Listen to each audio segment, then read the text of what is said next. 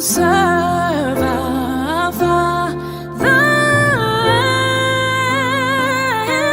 with love and strength and faith. The labor of our heroes past shall never be in vain. To serve with heart and might one nation bound in freedom, peace and unity. Oh God of creation, direct our noble cause, guide our leaders right, help our youth the truth to know, in love and honesty to grow and live in just and true. Great lofty heights attain to build a nation where peace and justice shall reign.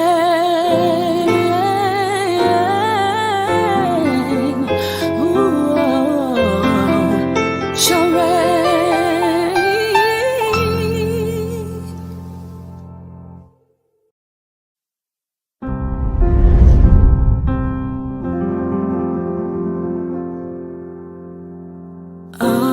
Arise, oh compatriots,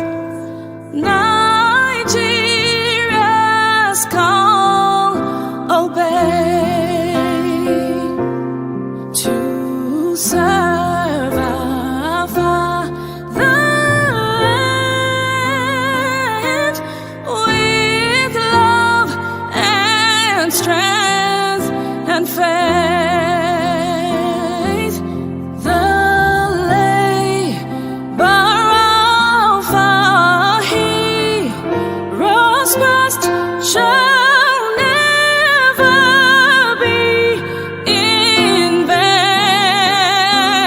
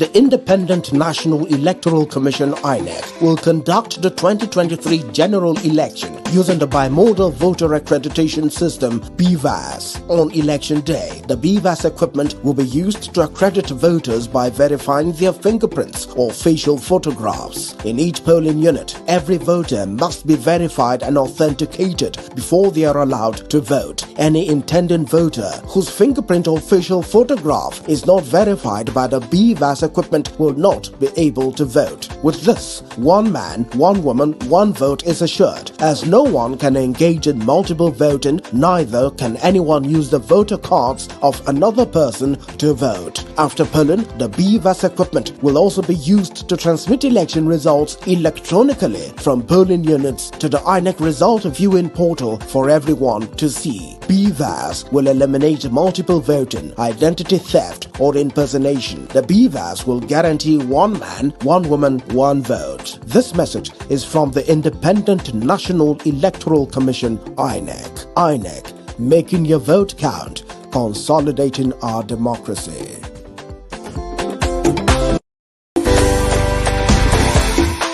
The Independent National Electoral Commission (INEC) will conduct the 2023 general election using the bimodal voter accreditation system (BVAS). On election day, the BVAS equipment will be used to accredit voters by verifying their fingerprints or facial photographs. In each polling unit, every voter must be verified and authenticated before they are allowed to vote. Any intending voter whose fingerprint or facial photograph is not verified by the BVAS equipment will not be able to vote. With this, one man, one woman, one vote is assured. As no one can engage in multiple voting, neither can anyone use the voter cards of another person to vote. After polling, the BVAS equipment will also be used to transmit election results electronically from polling units to the INEC result viewing portal for everyone to see. BVAS will eliminate multiple voting, identity theft, or impersonation. The BVAS will guarantee one man, one woman, one vote. This message is from the Independent National Electoral Commission (INEC). INEC, making your vote count,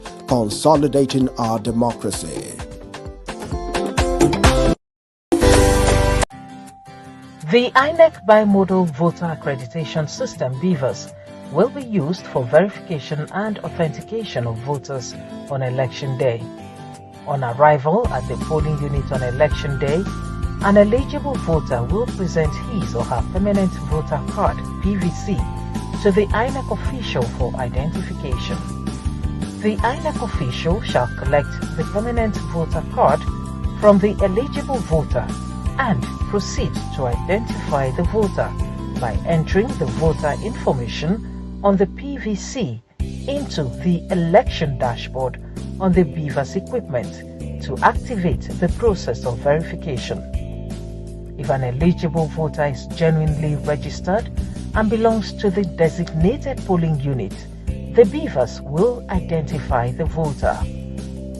The poll official will proceed with verification and authentication by tapping on the found Verify Fingerprint icon to activate the fingerprint scanner and request the voter to place his or her finger on the fingerprint scanner to verify and authenticate the voter. If the fingerprint scan is successful, the BVAS will display it. If the fingerprint scan fails, the BVAS will display and the poll officer will proceed to tap on the Verify Photo icon to activate the photo camera to continue with facial authentication and request to capture the voter's facial photograph. If authentication is successful, the BVAS will display. If authentication is not successful, the BVAS will display. Upon successful verification and authentication using the BVAS, the eligible voter will be allowed to proceed and cast his or her vote.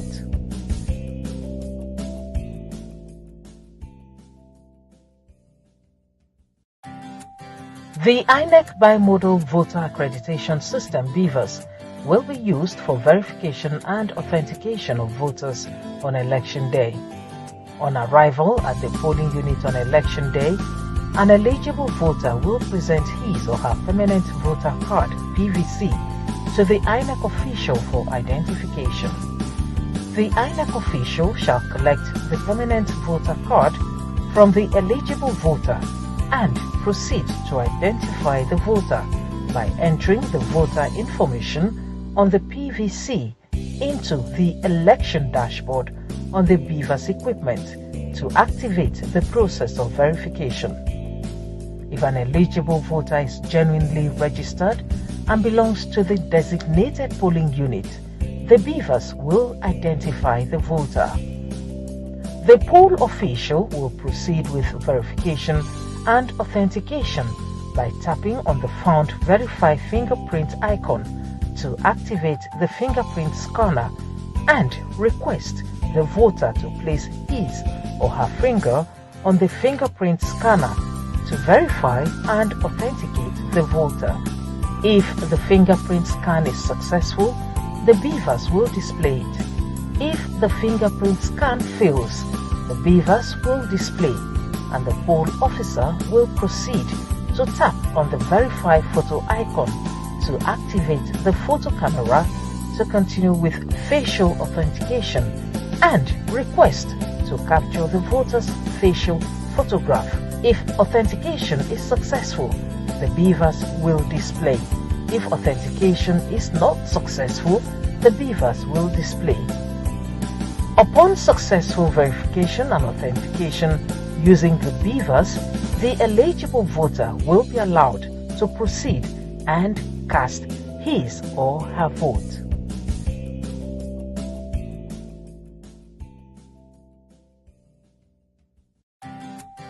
The INEC Bimodal Voter Accreditation System (BVAS) will be used for verification and authentication of voters on election day. On arrival at the polling unit on election day, an eligible voter will present his or her permanent voter card (PVC) to the INEC official for identification. The INEC official shall collect the permanent voter card from the eligible voter and proceed to identify the voter by entering the voter information on the PVC into the election dashboard on the BVAS equipment to activate the process of verification. If an eligible voter is genuinely registered and belongs to the designated polling unit, the BVAS will identify the voter.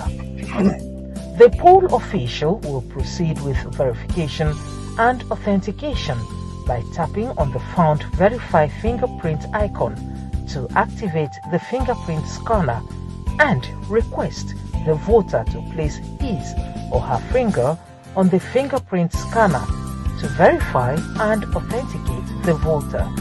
If the fingerprint scan is successful, the BVAS will display it.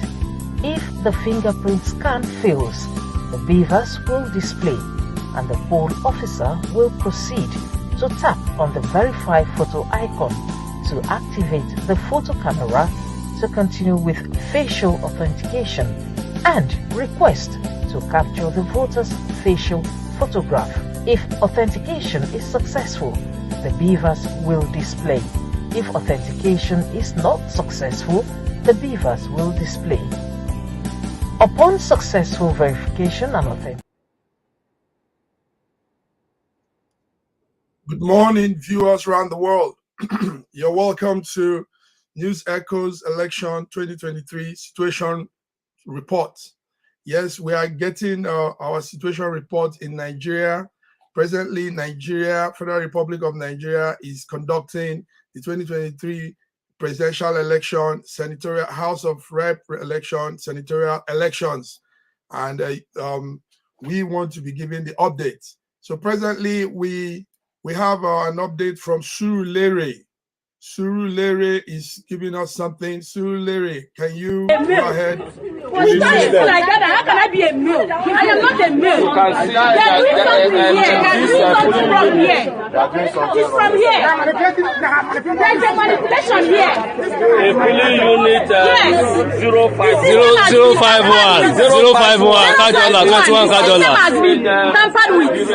the INEC voters register. The INEC man here is like they have tampered this. Their card shows their sex, where even in the they are female on the card, female on the list, female on INEC website, but male on Beaver's machine, which is wrong. My name is here in the list, and how would I be like this somewhere else? That is that. A male. For people like that, how can I be a male? I am not a male. you can see They are doing something here. They are doing something from here. It's from here. There is a manipulation here. a polling unit 051, Kajola, 21 Kajola. Has been tampered with. the INEC voters register. The INEC man here is like they have tampered this. Their card shows their sex, where even They are female on the card, female on the list, female on INEC website, but male on Beaver's machine, which is wrong. My name is here in the list, and how would I be like this somewhere else? That is that. A male.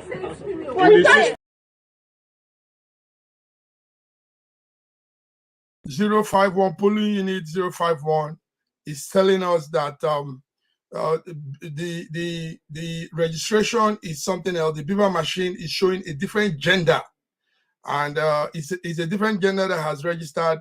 But when you come to the Beaver machine, it is showing another kind of gender. So if you've registered as a male voter, the Beaver machine in that area is indicating female. So something is wrong with that machine. So we are bringing this notice. Let's hear that again. We are bringing this notice. like that, how can I be a male? I am not a male. you can see They are doing something here. They are doing something from here. It's from here. There is a manipulation here. a polling unit 051, Kajola, 21 Kajola. Has been tampered with. the INEC voters The register. INEC man here is like they have tampered this. Their card shows their sex, where even They are female on the card, female on the list, female on INEC website, but male on Beaver's machine, which is wrong. My name is here in the list, and how would I be like this somewhere else? Polling unit 051. We are going to make calls and find out who that INEC official is and what has happened to that machine. Why is the machine showing something else and the registered name is something else? So you're live to SSM News Echo Election 2023 Situation Room, and we're still monitoring. We've asked our on-ground officers to send in clips as they come in. We are giving real-time updates. We are telling Nigerians, we are showing Nigerians how things should be done, what should be done. We are also beaming it to the world, the global audience. Thank you very much.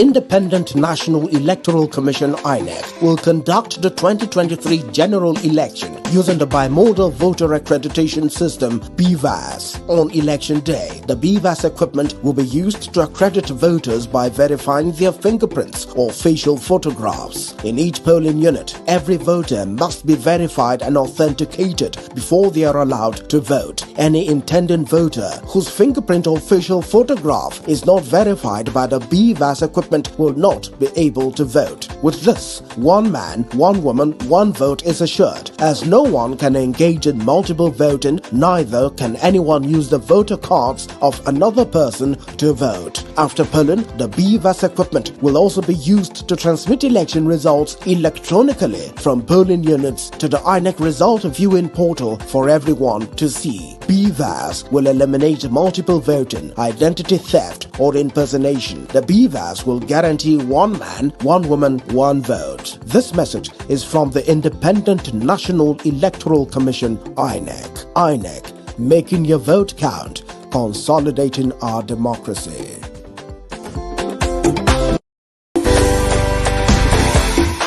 The Independent National Electoral Commission (INEC) will conduct the 2023 general election using the bimodal voter accreditation system (BVAS). On election day, the BVAS equipment will be used to accredit voters by verifying their fingerprints or facial photographs. In each polling unit, every voter must be verified and authenticated before they are allowed to vote. Any intending voter whose fingerprint or facial photograph is not verified by the BVAS equipment will not be able to vote. With this, one man, one woman, one vote is assured. As no one can engage in multiple voting, neither can anyone use the voter cards of another person to vote. After polling, the BVAS equipment will also be used to transmit election results electronically from polling units to the INEC result viewing portal for everyone to see. BVAS will eliminate multiple voting, identity theft, or impersonation. The BVAS will guarantee one man, one woman, one vote. This message is from the Independent National Electoral Commission (INEC). INEC, making your vote count,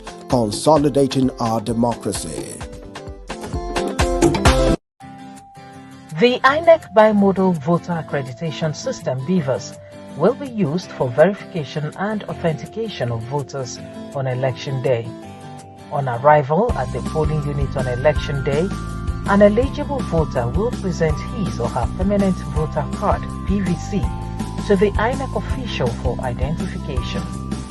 The INEC official shall collect the permanent voter card from the eligible voter and proceed to identify the voter by entering the voter information on the PVC into the election dashboard on the BVAS equipment to activate the process of verification. If an eligible voter is genuinely registered and belongs to the designated polling unit, the BVAS will identify the voter.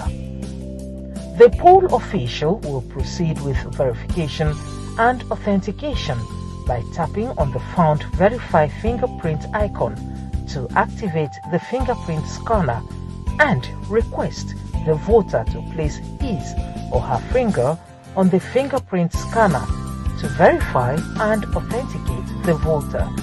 If the fingerprint scan is successful, the BVAS will display it. If the fingerprint scan fails, the BVAS will display and the poll officer will proceed to tap on the Verify Photo icon to activate the photo camera to continue with facial authentication and request to capture the voter's facial photograph. If authentication is successful, the BVAS will display. If authentication is not successful, the BVAS will display. Upon successful verification and authentication using the BVAS, the eligible voter will be allowed to proceed and cast his or her vote.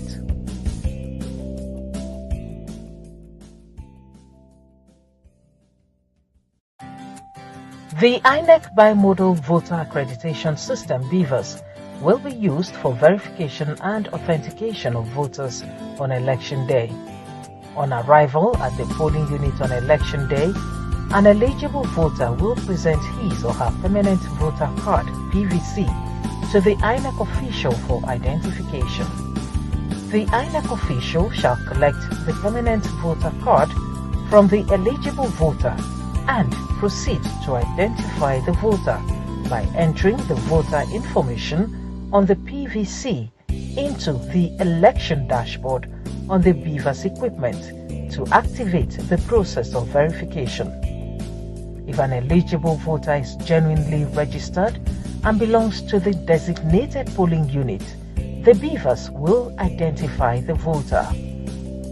The poll official will proceed with verification and authentication by tapping on the found Verify fingerprint icon to activate the fingerprint scanner and request the voter to place his or her finger on the fingerprint scanner to verify and authenticate the voter. If the fingerprint scan is successful, the BVAS will display it. If the fingerprint scan fails, the BVAS will display and the poll officer will proceed to tap on the Verify photo icon to activate the photo camera to continue with facial authentication and request to capture the voter's facial photograph. If authentication is successful, the BVAS will display. If authentication is not successful, the BVAS will display. Upon successful verification and authentication using the BVAS, the eligible voter will be allowed to proceed and cast his or her vote.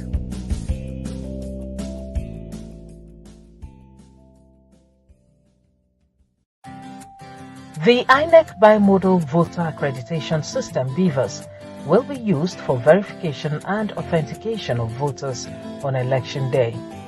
On arrival at the polling unit on election day, an eligible voter will present his or Yes, you're welcome. You're welcome again. As updates begin to roll, we promise to be giving all those updates. We have a photo of our the LP presidential candidate casting his votes. The LP presidential candidate, we have a photo of him casting his votes, and we are happy to see that something is really going on there. Also, we are having updates from the north of Nigeria, north central, and the information is that people have come out en masse to cast their votes. People are trooping out. People are taking doing what that is needed to be done. Doing what is needed to be done, and so far it's quite an impressive outing.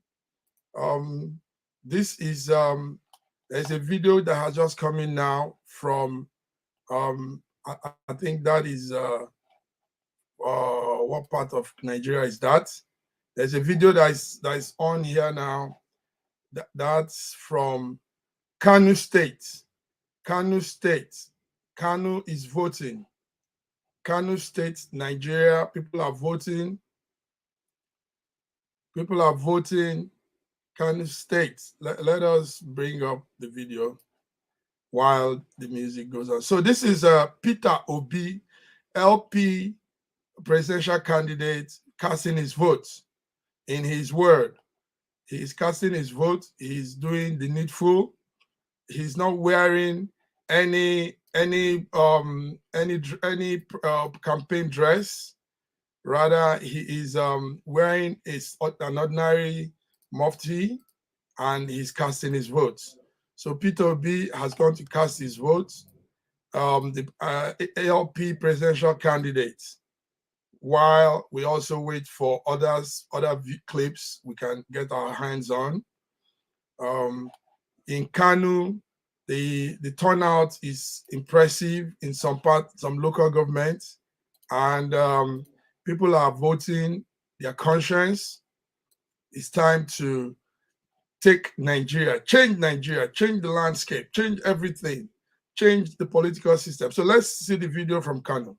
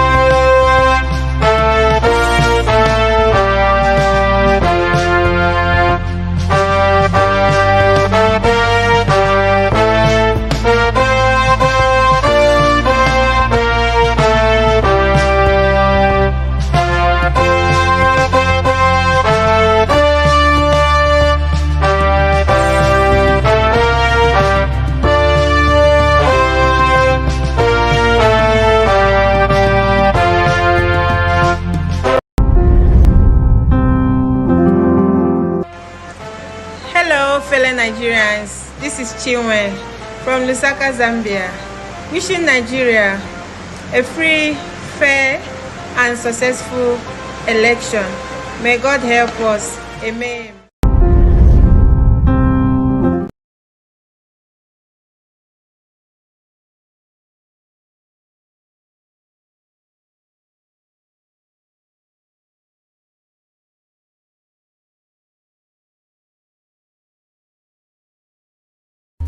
Ladies and gentlemen, hey,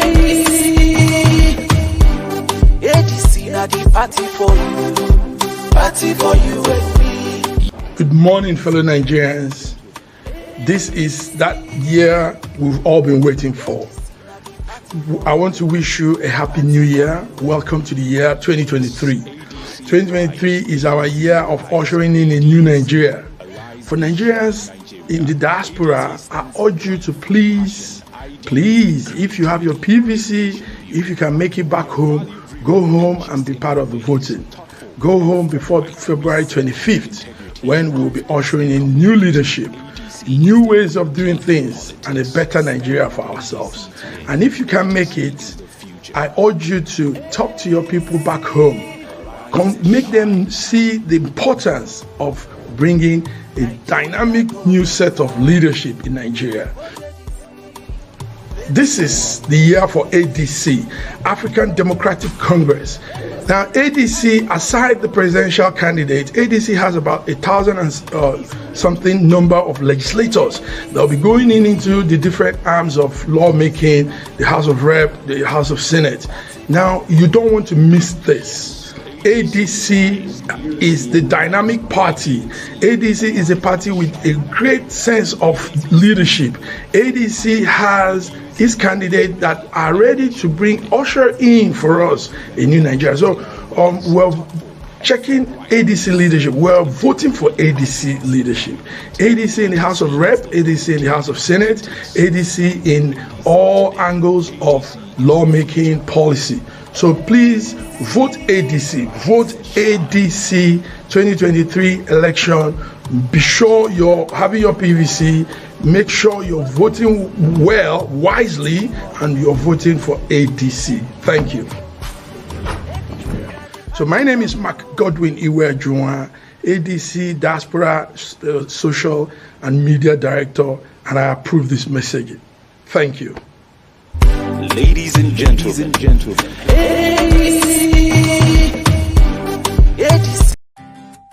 The INEC Bimodal Voter Accreditation System (BVAS) will be used for verification and authentication of voters on election day. On arrival at the polling unit on election day, an eligible voter will present his or her permanent voter card (PVC) to the INEC official for identification. The INEC official shall collect the permanent voter card from the eligible voter and proceed to identify the voter by entering the voter information on the PVC into the election dashboard on the BVAS equipment to activate the process of verification. If an eligible voter is genuinely registered and belongs to the designated polling unit, the BVAS will identify the voter.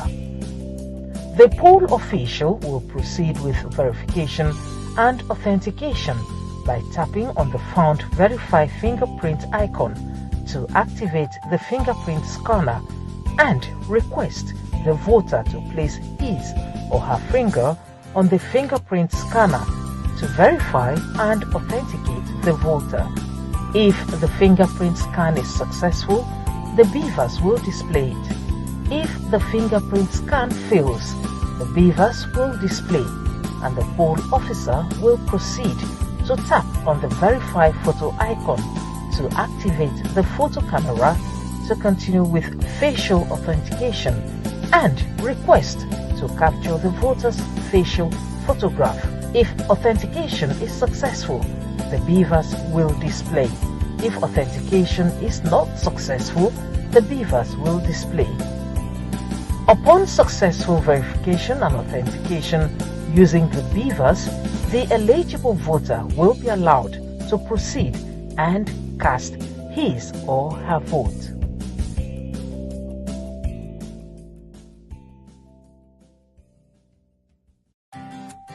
The INEC Bimodal Voter Accreditation System (BVAS) will be used for verification and authentication of voters on election day. On arrival at the polling unit on election day, an eligible voter will present his or her permanent voter card (PVC) to the INEC official for identification. The INEC official shall collect the permanent voter card from the eligible voter and proceed to identify the voter by entering the voter information on the PVC into the election dashboard on the BVAS equipment to activate the process of verification.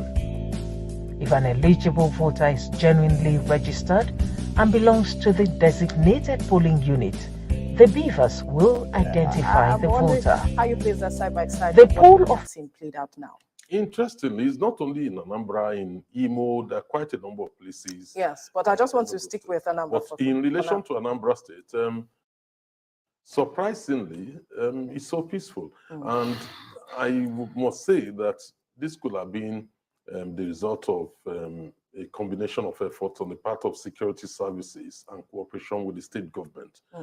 They've been able to ensure some reasonable security for the people so that they can cast their votes. We won't take that away from the security services. Right.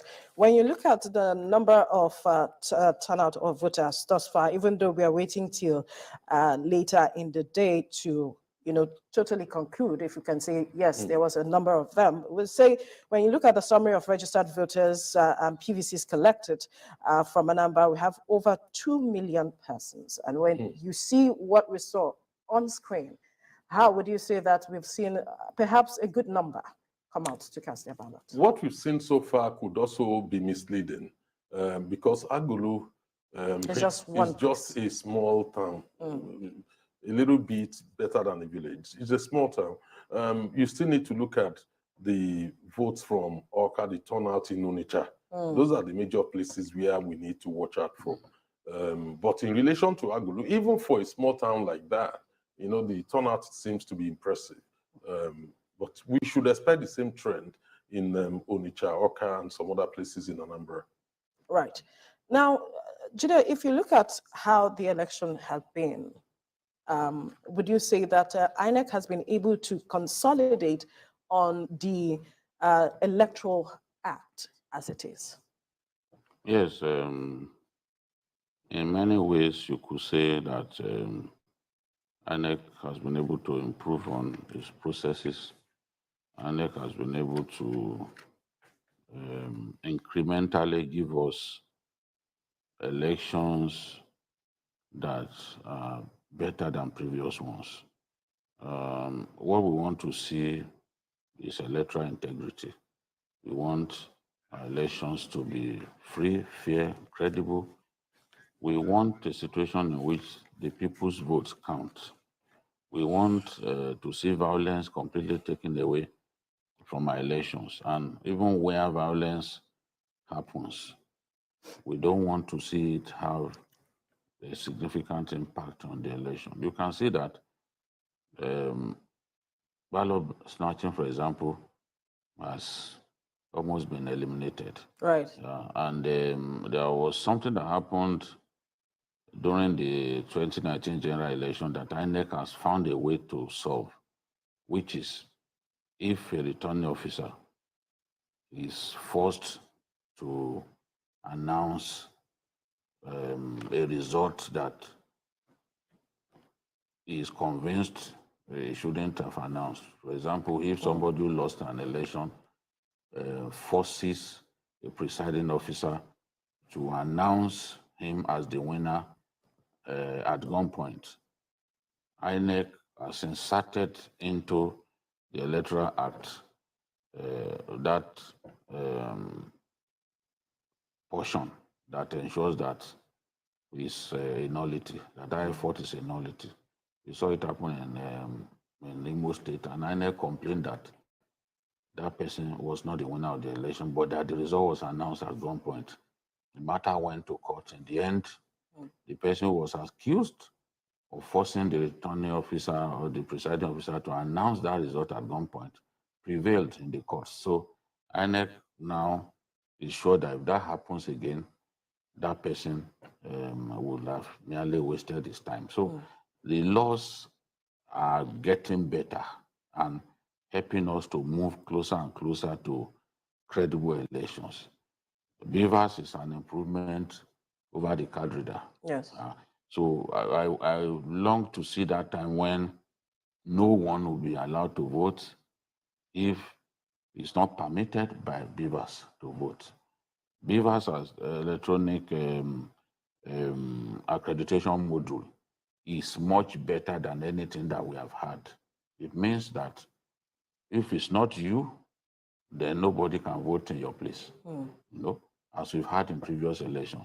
Then the issue of underage voting had put us to shame as a nation for years, especially in northern Nigeria. Yes. Again, underage voting will not happen.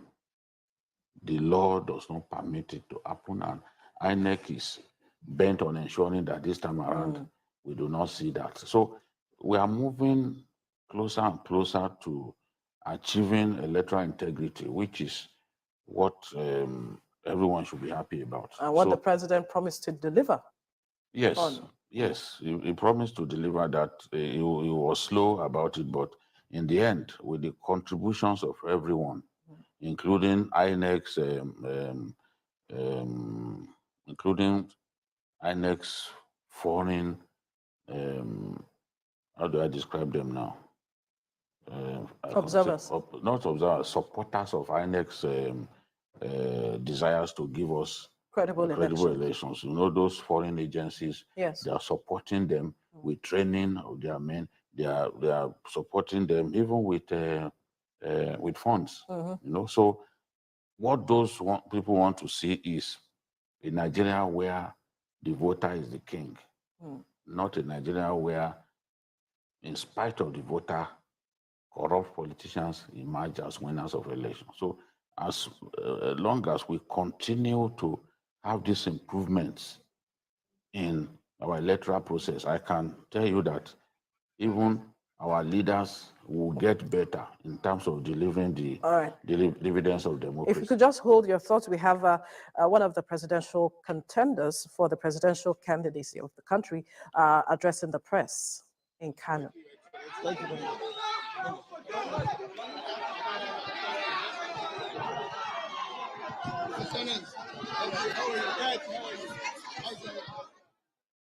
Unfortunately, we couldn't get that. We missed that, but then we'll definitely, our correspondent will definitely bring us details of his speech, and we'll bring it for you later on. All right, we have Sifon Essien in Bauchi to bring us up to speed with events there. Sifon, how is it going with accreditation and voting?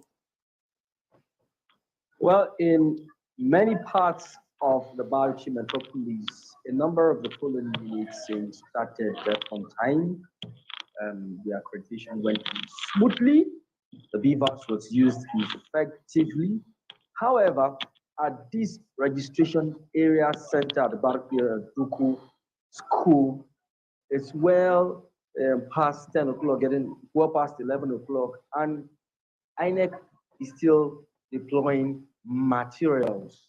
Now, these materials are being deployed to ad hoc staff who would then move them to the polling units. So that means a number of polling units who should be getting their materials from this center are without materials as we speak.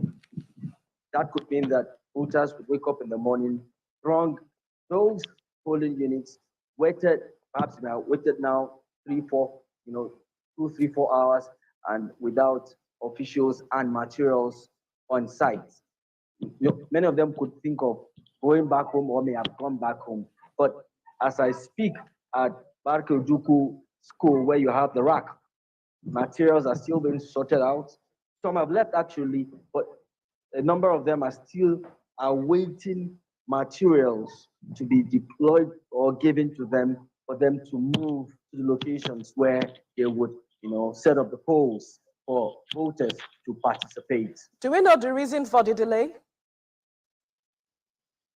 No official reason has yet been given. A while ago, the resident electoral commissioner was here to see things for himself. He encouraged the officials on ground to step up action to make sure these materials leave this location as fast as possible. But as you can see, a number of the officials are still hustling to get their materials given to them so they can convey them out of this location to the polling unit for which they have been assigned. Right. Could you quickly give us a sense of what the security situation is across the state? Well, so far it's been cool and calm. The Commission of Police has been, going around the state, patrolling and also monitoring activities. So far, there's been no breach of the peace in Bauchi metropolis, and even in the suburbs, we've not yet received any report that peace has been breached.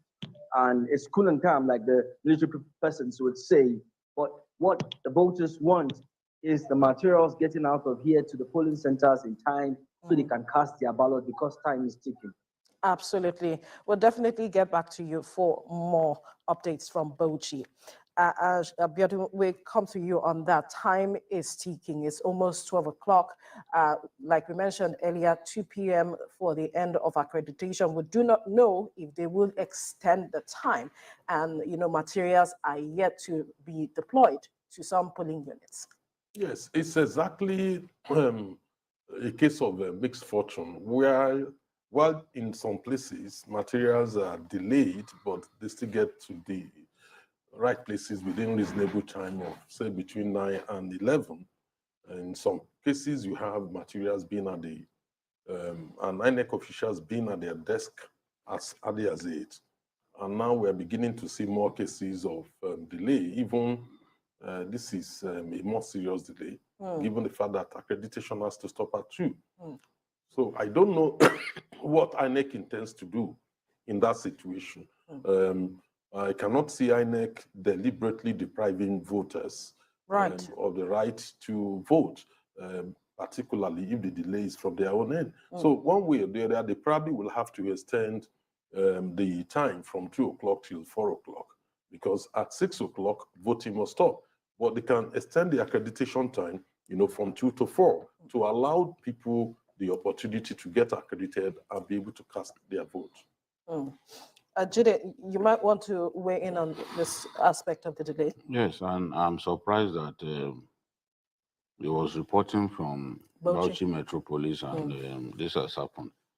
I don't see why INEC should be late in delivering ballot materials to any location in the metropolis. There's no reason for that. A lot of people will be disenfranchised as a result of this. Some will live in... After waiting for so long? Yes, some will live for their homes in anger. And it then means that this election will be extended beyond the official hours. In Osun State, they voted up to 10 p.m. during the governorship election. They were still voting, even after 10 p.m. in some locations. So I foresee that if they are just delivering ballot materials at this time, and those ballot materials will still be taken to some local governments or some communities probably far away, voting will be extended. It is not the fault of the voters. INEC knows that it has no choice but to extend voting where it is at fault for the delay in commencing voting. So I don't think the time ceiling of 2 p.m. will work in this case, because if you try to do that, it can even lead to violence. So I'm sure INEC will do the right thing, which is to extend the time ceiling. The INEC chair must be getting a situation report from across the country, and so perhaps we might get a briefing much later. Yes, but we should also be mindful of one thing. We've seen examples of where beavers were used, and this kind of delay happened. And like Jide correctly said, voting was extended till 10 p.m. But what was the outcome? We had cases of overvoting. Right. We had cases of overvoting. INEC should have learned from what happened in Osun and prevent this kind of situation. If you cannot distribute materials in the city, how do you distribute it in the riverine areas and in the interlands? Yes. How would you be able to get those materials there at the right time? So this is very, very worrying. And I think INEC needs to do a little bit better than this, in other elections. There mustn't be a repeat of this kind of situation. Otherwise, it's going to erode the credibility of INEC and also erode the gains, made so far in terms of tidying up the system. The moment people lose confidence in INEC, then that is it. What is the point? Because I was going to speak to the matter of confidence in the system as it is now. We have said the improvement made to the Electoral Act has brought in some form of sanity to ensuring free, fair, and perhaps credible elections. But with this situation on the ground, that is challenging that, yes. Coming with Osun, where we now know overvoting is possible. And then the specific condition that existed in Osun, was what led to it. The fact that INEC did not get materials there in time, and votings were extended till late in the night. You know, and we are beginning to see a replay of that in Bauchi, so it's scary. I hope something will be done urgently to fix this problem. Otherwise, what's the point in having beavers if you will end up having overvoting? Right. The INEC has also taken steps to increase the number of polling centers. Yes. To decongest some polling center, because when you have so many people accredited to vote at a particular location, it extends the time. It then means that the time for voting will be extended, you know, because there are many. So in polling, what INEC foresees is a situation in which no polling center should have more than 500 persons. But the problem in this case is, even if they don't have more than 500 persons, if the process doesn't begin on time, there's nothing you can do about it. The people will vote right into the night. Because beavers, the beavers would have to be used. The law does not permit you to bypass it. And if it has to be used, it takes time. It takes some time to use, to use electronic means to identify the voter. Yes. So when you put, when you bear all of this in mind, and you look at the average time that it takes to ascertain that an individual is the right person to vote, or is the owner of that PVC, you put all of that together, you are looking at maybe on the average 500 persons in the polling unit that need to be accredited. Let's even assume that all of them came to vote. There's no way the election will not be extended. And I saw in 2019 in Kaduna, the governor was on the queue. Yes. They didn't bring materials on time. Yes. He was on the queue for hours. Yes. They didn't bring materials on time. And for that reason, voting was extended into the late into the night. In Benue State, the same thing happened. 11 o'clock, people were still voting. Putting into consideration the security situation across the country as well. That is, in fact, it puts the lives of the voter at risk, because that polling center could be attacked, you know, by rival parties and all that. But the point I'm making is, in setting time ceiling for the electoral process to be concluded, INEC must bear in mind its own failings, where you are unable to fulfill your own obligations in good time. You compromise the time ceiling that you have set. People say, oh, accreditation must end by 2 p.m. And you are bringing ballot materials at almost 12 o'clock. In fact, some won't get it until like 1 or even almost 2, because as we were watching the visuals, we saw that some had not received theirs. Yes. And we don't know where they are even taking it to. It could be far away. So accreditation could actually be beginning at a time when it should have stopped. Yes. Which would inexorably extend the time of the election. In this case, it's not the fault of the voter. In fact, it's frustrating to the voter to be on the queue for hours, just waiting and waiting for these ballot materials. For me, INEC has had a whole year, if not more than a year, to prepare for this election. The Electoral Act has also ensured that INEC got the money for the election approved 1 whole year to the election. All of this was done to ensure that they're able to prepare much better than before. Process. Yes.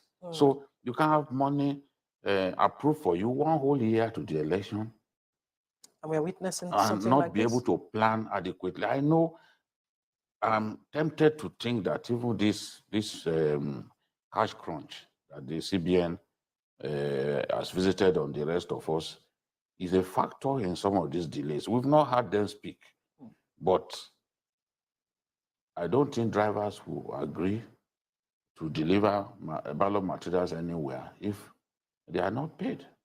So who knows? When the day, a friend of mine called me to say, look, INEC said they will release, CBN said it will release money to INEC on Tuesday. He called me to say, look, you better start shouting. This is Tuesday, INEC has not been given money. All these things have a way of affecting INEC's preparations for the D-Day. And this is what we are seeing. This may not be the worst that we'll hear today. True. Yes, we probably would hear that some didn't get material until 6 p.m. This kind of hiccups need to stop. Yes, you can have a very good plan on paper, but if you do not implement your plan competently, we'll have this kind of issues. And the voter is the loser, because I'm telling you, a lot of people would have gone home in anger and not return. Absolutely, absolutely. Now, speaking about the cash crunch, its impact on this election, the CBN had said that it was to address the matter of vote buying, talk about the security, address matters of security, and all of it. But then we are beginning to see some other areas that it seems that the CBN didn't, consider might be the ripple effect of its decision. Yes, the CBN has told Nigerians what they feel like telling Nigerians. It's not the duty of the CBN to conduct elections or to stop vote buying. That has nothing to do with CBN.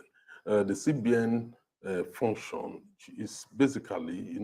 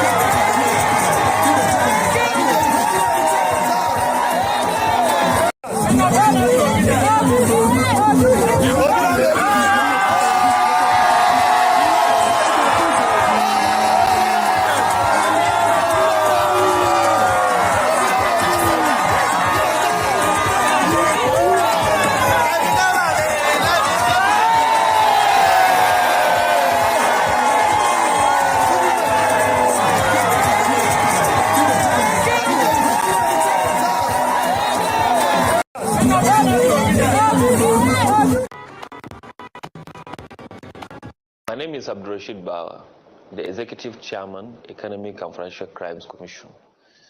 I want to use this medium to urge all Nigerians to eschew all manner of electoral fraud, either through vote buying, vote selling, or fraudulent manipulations of electoral processes. I'm fully persuaded that we can run our electioneering processes devoid of any form of criminality. Let us all be committed to a free, fair, and credible dealings in the exercise of our democratic rights. Thank you. Report any electoral fraud to the following numbers.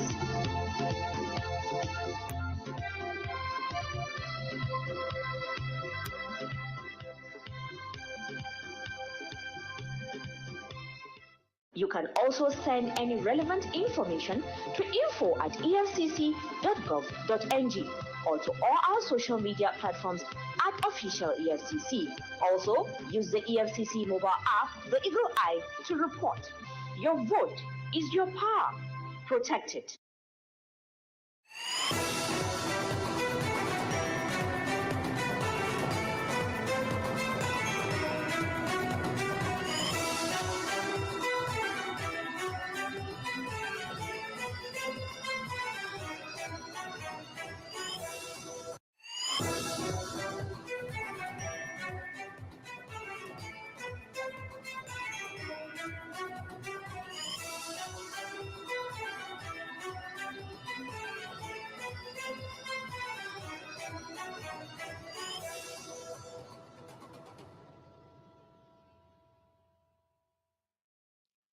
Good afternoon. I am Aaron Akirojola.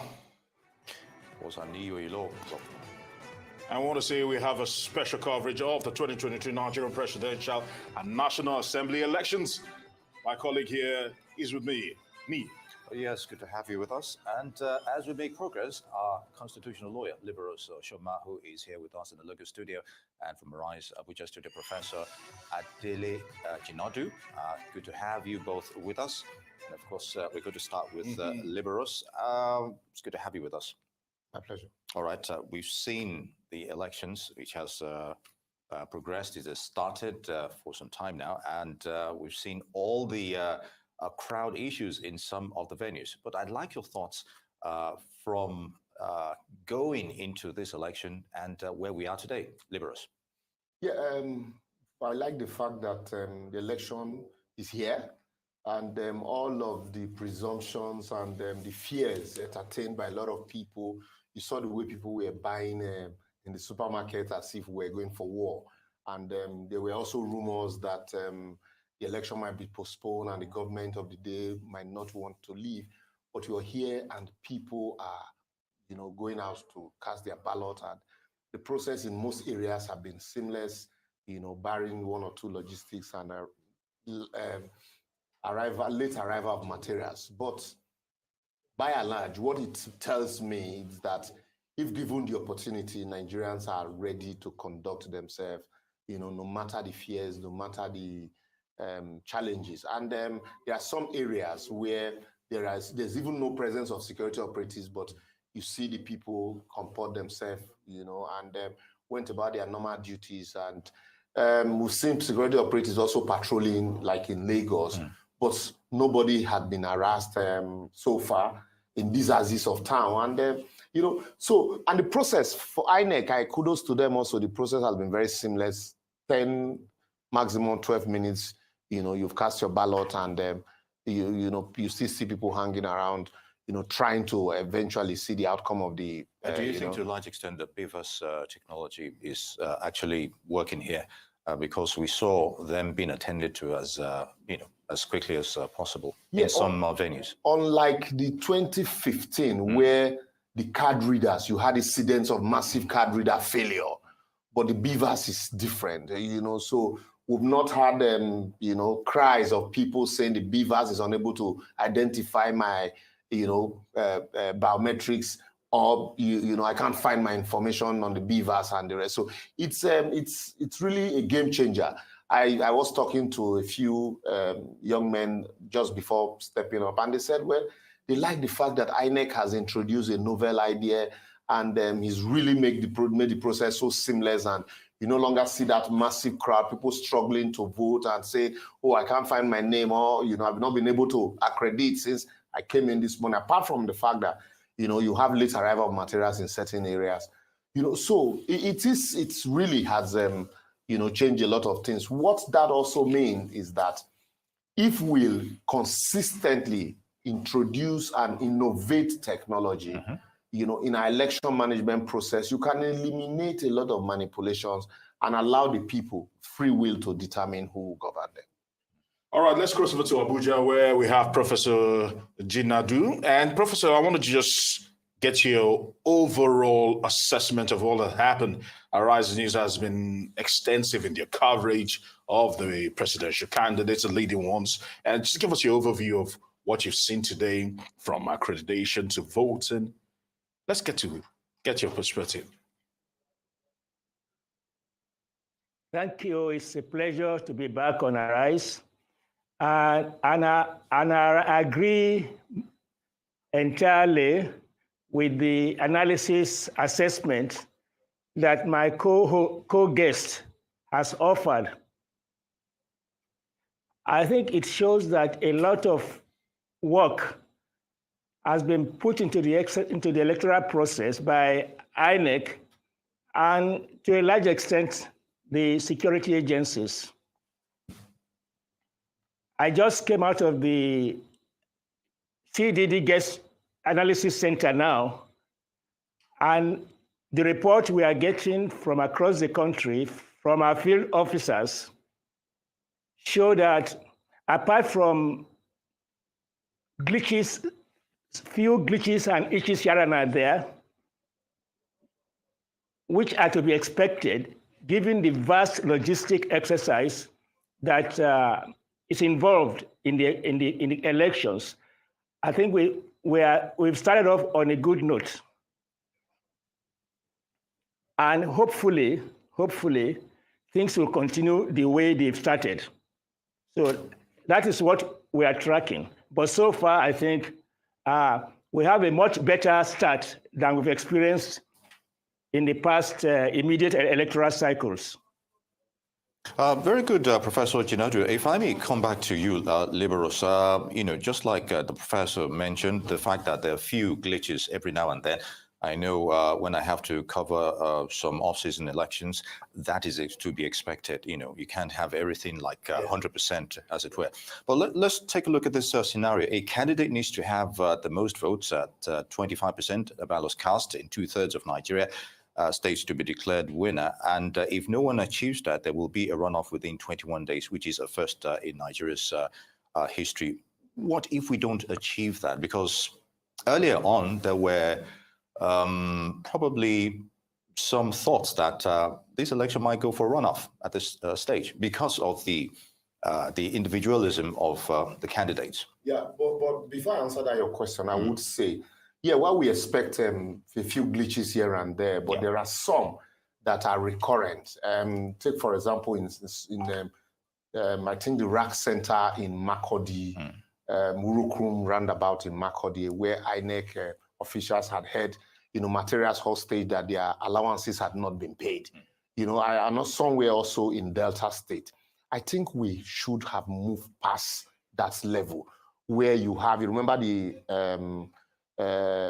Anambra scenario, was it one local government in Anambra during the election? Then you had scenario. Our Liberals, permit me to just allow you press the pause button, and we'll come back to that particular point because it's very, very important. But let's get to hear from the presidential candidates, the lady ones, and let's start it off with the PDP presidential candidate, Atiku Abubakar, as well as his vice presidential candidate, Ifeanyi Okowa. We'll be going around most of them, but this is Atiku speaking and Okowa also speaking separately after voting. Let's get to hear from him. I think it's a worthwhile exercise, but then I think as far as the accessibility, new currency, the ordinary man, I think it needs to be done. I am very optimistic.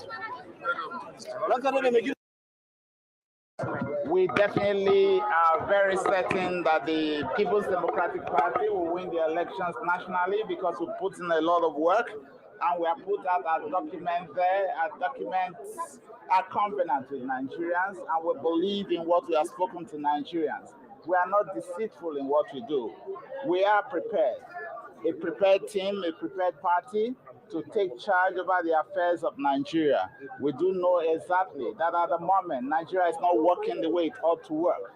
But we are confident that working with all Nigerians, the private sector, the public sector, and all our people across Nigeria, working in a united manner, that we are able to tackle all the issues of insecurity, the issue of the poor economy that we are suffering from, the restructuring of this country, the education of our children, which is key, the fact that we need to create jobs for our nation, the fact that we need to develop powers to every part of this country and to ensure that the states have more funds. We are confident in what we do, and we thank God for the very peaceful elections. I must truly say thank you to INEC for what you see at the moment, and we say thank you to Mr. President for ensuring that there is fairness in this election. That was the PDP presidential candidate, Atiku earlier, and of course, his vice presidential candidate, Okowa there. Now, Vice President candidate of the Labour Party, Yusuf Dati Ahmed, has cast his ballot at polling unit 21, Tudunwada Ward in Zaria, Kaduna State. He expressed satisfaction at the conduct of the process and commended the electoral for conducting themselves cordially. Our most peaceful campaigns all over Nigeria, one of its kind, is the first testament to which, but there is this caveat that we are all skipping, so to put it, that as long as the elections are adjudged to be free, fair, and just. So keep that in mind. However, even to the contrary of that, we have never been the kind of people that will incite anything besides peace. But we also insist firmly on justice being done. And now moving on, Rivers Governor Nyesom Wike has expressed disappointment over the functionality of the bimodal voter accreditation system, the BVAS machine, in his polling units. Governor Wike arrived at his polling unit 7 in Ward 9 in Obio Akpo local government area with his wife, Justice Suzette Eberechi Wike, at about 10:30 a.m. According to him, he and his wife could not be accredited.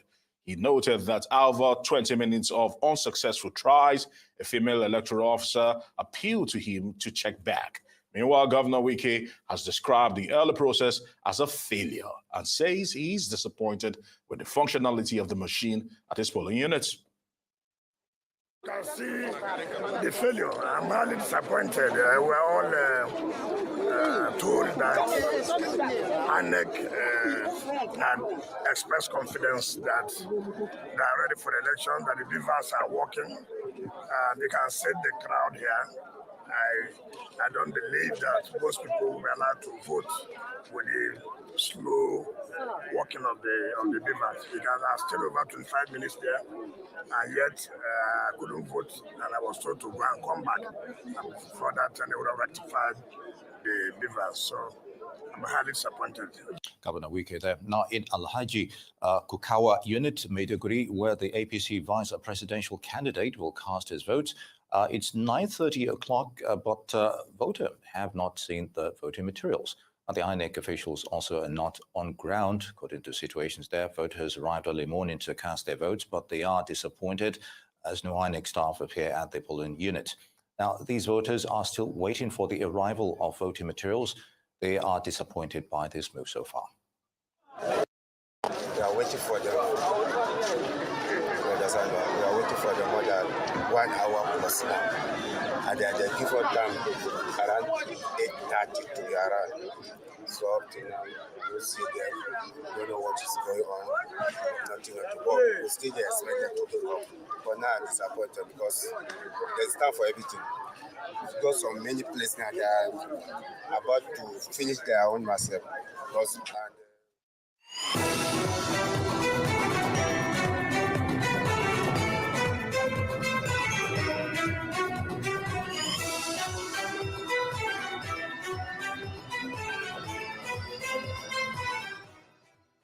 And let's cross on out to Anambra State, where we are being joined by the presidential candidate of the Labour Party, Peter Obi. I want to say thank you very much for joining us on this very special day. And we want to say to you, first of all, kicking off things, you have cast your vote. Talk to us about the turnout. Governor Wike complained about failure in his own end in Rivers State, Obiakpo, and the polling unit there. Talk to us, how was voting accreditation, first of all, then voting in your own polling unit? Well, mine is, I'll say, is fairly okay. I came to the polling units, queued up like every other voter. I think I was number 20-something. And within a short time, I was accredited, then went through the BVAS process, which was seamless, and I voted. So for me, it was okay. But I can't use it to assess what is happening all over the country until I hear reports on other people's experience. In my own situation, it was okay. The line was moving on seamlessly.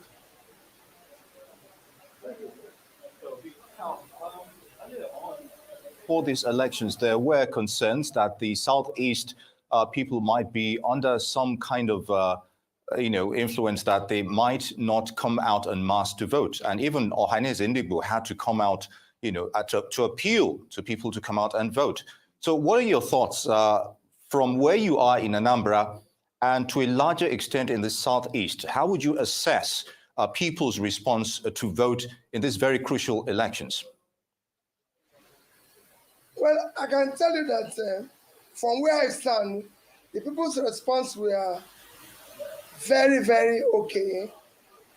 You know, the Southeast issue of election and everything, I'd always said it's somehow exaggerated, because I remember when we started a campaign, people said we will not be able to campaign in the Southeast.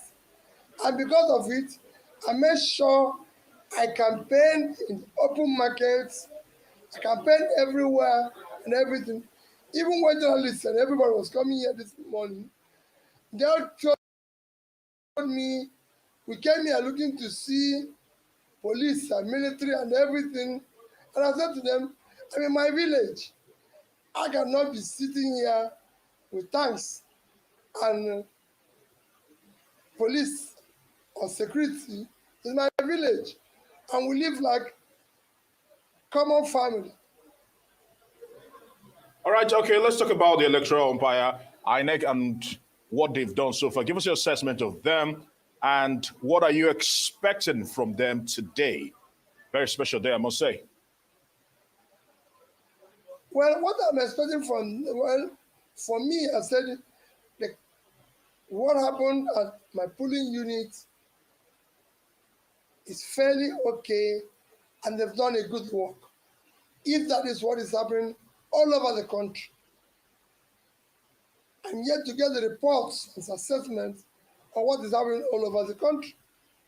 If that is the same, all I urge them to go ahead and ensure free, fair, and credible election to the end.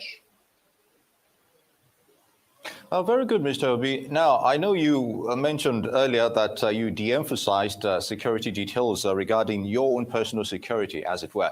But generally, you know, I think to a large extent, 300,000 plus security personnel have been deployed by the police so far. But in Anambra, how would you describe their deployment in relation to these elections?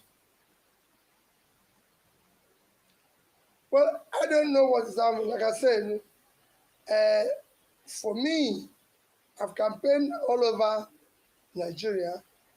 I've campaigned in the Southeast, and I feel there's insecurity all over Nigeria. That of the Southeast is not exceptional, rather it's often been exaggerated. And they tend to listen to some rogue actors making statements that are not factual, or showing videos that don't exist. You know, videos that are about what has happened in the past, and using it to compare what is happening today. I've been in Anambra a few days now, moving around. I've not had any reason to say, oh, well, it's very insecure. All right, Mr. Peter Obi, please talk to us. What do you make of the situations that are reaching us that the Labour Party logo is missing on some ballot papers? All right, people express concern, especially in Ondo State.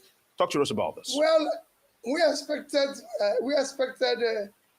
in the ballot paper to show clearly the LP sign is not there, and somebody had told me that in some states the logo is completely missing. Well, I'm worried. I don't know why it should be. I think now is we should have been going the way other smaller nations of Africa is doing, like Ghana, where they don't only have the names, they have their picture, boldly written, and the party. After the number of people contesting the election is only 18 of us, they should have had our pictures and everything, but I'm not complaining. It's a process.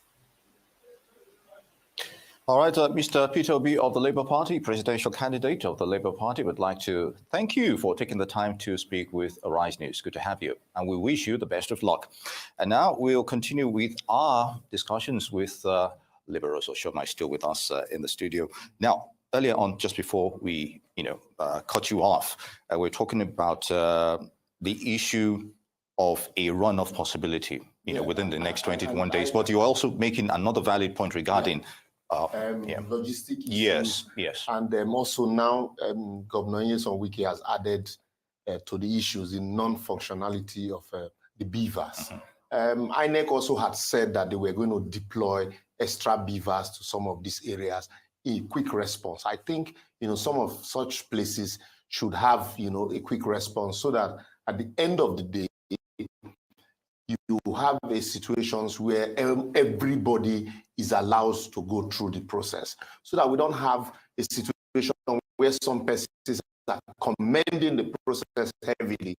You have some other persons who are giving them heavily knock, transparently saying what is happening. And then on the issue of a clear-cut winner, with the turnout that we have seen, 93 million registered voters. I think about 87 or 88. 87 plus, 87 plus. PVCs collected. Yes. You find out that every election, we never achieve 50% of actual voters. We never achieve 50% of actual voters. But consistently, we have achieved, the threshold of the requirement for winning the election. If you look at the three major contending candidates, not the four now, but I think that all of the three major contending candidates would be able to score at least, a quarter of the two-third in the entire two-third state. In the event that that does not happen, which I very much doubt, because before now, a lot of people had said, look, the election is it might get to a runoff. But I doubt, because once all the three major candidates are able to cross that threshold, what you now begin to look at is who breaks the tape first. Because first and foremost, you must have a highest number and is able to have the spread. And with the campaigns that we have seen, also, almost all these three major candidates have that spread across the federation, in the north, in the south, and in the west. So 25% of vote cast, not the number of registered voters, but the vote cast in these areas, I think it will be easy for them to achieve. But then we'll now begin to look at, who scored the highest number. All right, Prof, let's bring you in on this now. And what I would like to find out from you, we've seen the process go on, and more importantly, as people begin to cast their votes and actually exercise their franchise, more burden will be on the Independent National Electoral Commission. What's your biggest fear? Because we are introducing novel processes to this our electoral system. Of course, we're speaking about the Beavers machine, the electronic transmission of results. What's your biggest fear? What hurdle do you think INEC will need to overcome to have a seamless election go on? Well, I'm not worried about having a seamless electoral process. But what is important is that there are problems, as INEC itself has anticipated, they are ready to address those problems immediately. I cannot make conjectures about what I don't know will happen. If it happens, the important thing is that what does INEC have to address those problems if those problems are within the power of INEC? But if the problems arise from circumstances that are not under the control of INEC, rioting, disruption, and so on and so forth, then that will be a matter for the security agencies to address. But I think the best thing is to keep on focused and hoping that the voting process will go on. If and when a problem arises, then they will be dealt with at that point in time.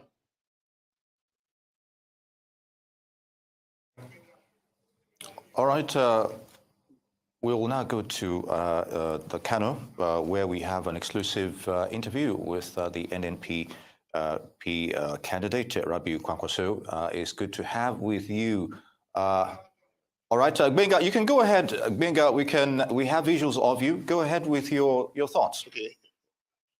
Okay, thank you, Steve. We have right here in the Kwakwanso town, right at the residence of the presidential candidate of the New Nigeria People's Party, Senator Rabiu Musa Kwankwaso. Thank you for welcome to Arise News. Thank you very much. We saw the massive turnout. It looks phenomenal, breathtaking. We could hardly catch a glimpse of you casting your vote and the whole process of accreditation. Did this come out as a surprise to you? Thank you very much. Let me start by thanking all Nigerians, especially people of my ward, Kwankwaso. You see, I'm one of the few very lucky politicians. I contested the election in this, my ward, 30 years ago to be member of the House of Reps. And that turnout was like this. And it keeps on increasing anyway. And you see, many prophets, many leaders are not very popular in their home. But by the grace of God, I am. Not only this word, which under all circumstances, except for local government election that we had once, when I was about to vote and somebody came to whisper that they are announcing the result. I say, which result? They said the local government, the chairman thing. I say, but I am yet to vote. They say, yes, they have done it for you. So please, let's go. Except for that, no matter what happens, I win here. And when I am a little bit much higher, this level now, the way I'm operating, they are still very strong in supporting us. So also in this local government, so also in the central, we are extremely strong, and so also in Kano. Because you see, even when you see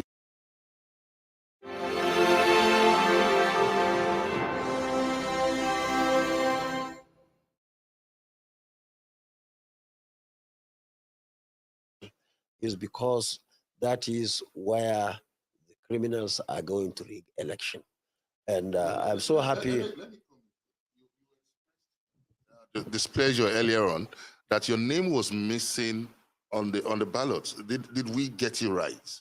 No. You see, they directed me to a classroom where I was always voting. And they tried to get my name. They couldn't get it there. And I was directed to the next point. And I was lucky. I went there and voted successfully. So I'm so happy about that. My only worry was that the election here started after 11. And it's rightly pointed out, we have thousands of people there. And not only that, immediately I finished voting, the machine went bad. And now they are struggling to repair it. And only God knows when it will be repaired. And even if it is repaired, because of the time it takes for one person to vote, from my personal experience, it will take a lot of time, to the extent that I hope the staff will be patient enough to ensure that everybody votes in that particular place. And maybe this is not an isolated case. Maybe it's a similar thing elsewhere. And one other problem that we have in the NNPP is that NNPP is not written on the ballot paper. It's only the logo, and the logo was not looking good. You cannot understand anything.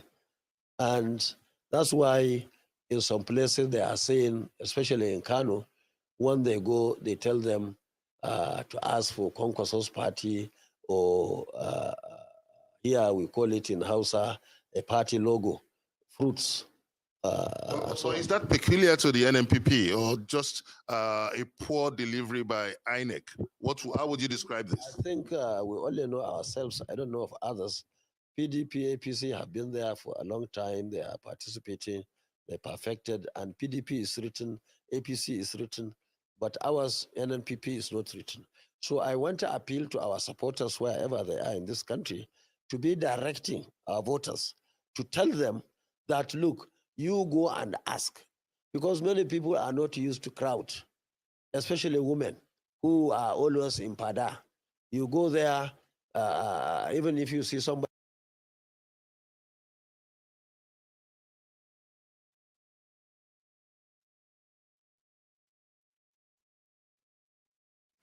So that was Binga Ashiru there, correspondent, speaking with Rabiu Kwankwaso, the NNPP presidential candidate. And of course, we've still got our panelist still with us.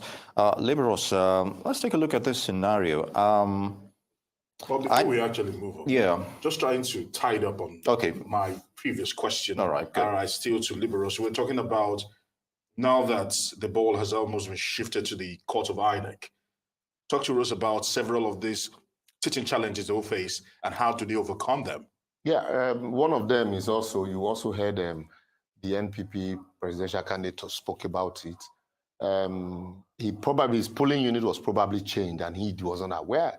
He went to the old polling unit where his name was not in the beavers. And he also complained that immediately after his accreditation process, the machine stopped working. So these are some of the challenges that INEC also had envisaged. And I had expected that INEC, the same way they had promised that they were going to deploy, extra beavers to some of these places in the event that you have one failure. Beavers cannot fail your fingerprint and at the same time fail your iris at the same, So it means it's not functional. And if the machines are not functional and people had to wait, you still keep crowd, it's a big challenge. And considering what happened in Osun, this might also form basis for people to begin to question, the process. Where so far we could say the ones that have been monitored, yes, the process is seamless. But how about those areas where, a correspondence could not get to? So this is an area INEC should quickly, as much as they can, to quickly, raise a team to begin to look at areas where, there are failures. So that the praises and the accolade that we're showering on INEC now will not turn to, complaint thereafter. So this is one challenge. And then we can't overrule this issue of logistics also. I also saw a tweet where it was alleged that Okonjo-Iweala was complaining that materials had not arrived early at her polling unit. What was the essence of creating rack centers? Rack centers were created to ensure that materials get to all the polling units, at least latest by 9:30, barring challenges. And we're not even talking of the riverine areas now. So all of these are challenges that INEC should consistently envisage in the build-up to election. And now that we're also seeing them, INEC, I know they are listening, should also quickly, allow their teams in this area to rise to those occasions so that they are quickly nipped in the bud. Very good, Liberos. Now, Professor Jinadu, still with us in Abuja, what major cues can we take from the Electoral Act in relation to the ongoing elections, you think? How relevant is it? I think it is quite very relevant. And of course, the most important one is the provision for the use of beavers and some other dimensions of the electronic transmission of results. So I think that has been a game changer. I think also the increase in the number of IDPs and making polling units available in them across areas where there are IDPs is also an important plus. All right, okay, I want to say thank you very much to you, Prof. We'll come back to the studio here with Liberos Oshoma. Liberos, you touched on it, but I want you to expatiate on this issue of logistics. We have well over 176,000 polling units across Nigeria. Logistics is still a nightmare and a headache for the Independent National Electoral Commission. Firstly, do you think we've improved logistically dissemination and also getting the sensitive materials to the needed places. You mentioned the nooks, the crannies, the riverine areas. And secondly, how do we tackle this logistical problem once and for all? This is 2023 after all. Yeah, and if I may add, this is after an assurance from INEC Yes. that it is prepared. Regardless. I agree that we are not where we used to be. Let's not pretend about that. Let's give INEC, some kudos that unlike before, by now, in some cases, some materials are still not arrived in certain polling units. So we would say there's some level of improvement. But INEC needs to move away from this issue of either ad hoc staffs holding them to ransom in distribution of materials. Even in Benue State, there were allegations that resort sheets did not arrive, in some rack centers. And so some of the party officials were of the view that if without resort sheet and without the ink pad, that they were not going to go to the polling unit. So people at the polling unit will be waiting for INEC officials, not knowing what is going on at the rack center. And then you remember the incidents that played out in Lagos. Just a few days to the election, there was a court ruling on the logistic distribution of materials. So why you can recommend that INEC can track all the buses? So right with a click of their finger, they know where each particular bus is that is taking materials. But also, this is not a matter you just leave to Danfo drivers and Molue drivers to begin to distribute materials. We should evolve a process where INEC should be able to distribute these materials seamlessly and then also monitor these materials as they are being taken to polling units. These days, you have logistic companies that they sit down in the office and they monitor their vehicles across the federation. So why can't INEC, for example, you call INEC officials and say materials had not gotten to, let's say, Anambra, some villages, communities in Anambra. INEC, creeks, maybe in Delta State. Yes, in the creeks. INEC should be able to tell you right there on the spot what is the problem, where these materials are. We've seen resident electoral commissioner track vehicles and boats that are carrying materials. So why is it that year in, year out, despite the preparation, we still have some of these challenges? We can look at the areas where it is all good, but you don't want to know what that man who came out very early in the morning to exercise his franchise is going through when by 11 a.m., past 11 to 12, materials are yet to arrive their polling unit. Also, the issue of beavers, fantastic, awesome. It has, truly reposed confidence in the process. People now believe that, yes, my vote will count. And then with innovation that INEC now is empowered to transmit a result electronically. So people can, just like it happens in global best practice, people outside the country can begin to monitor the results, unlike the fake news that you used to have. But that said, INEC also needs to ensure that this issue of, I think a few weeks to the election, they also requested cash from the CBN for logistic issues. So if those money had been disbursed, what is still the problem? Why is it that ad hoc staffs are yet to get paid in some states? What is consistently creating that challenge that ad hoc staffs will hold you to ransom on the day of election? That should not even if it's one incident, it should not even come up at all. And because there are no consequences for action here, when after the election, when you go for retreat, these are areas I expect them to look at and find ways to innovate better ways of managing those crises.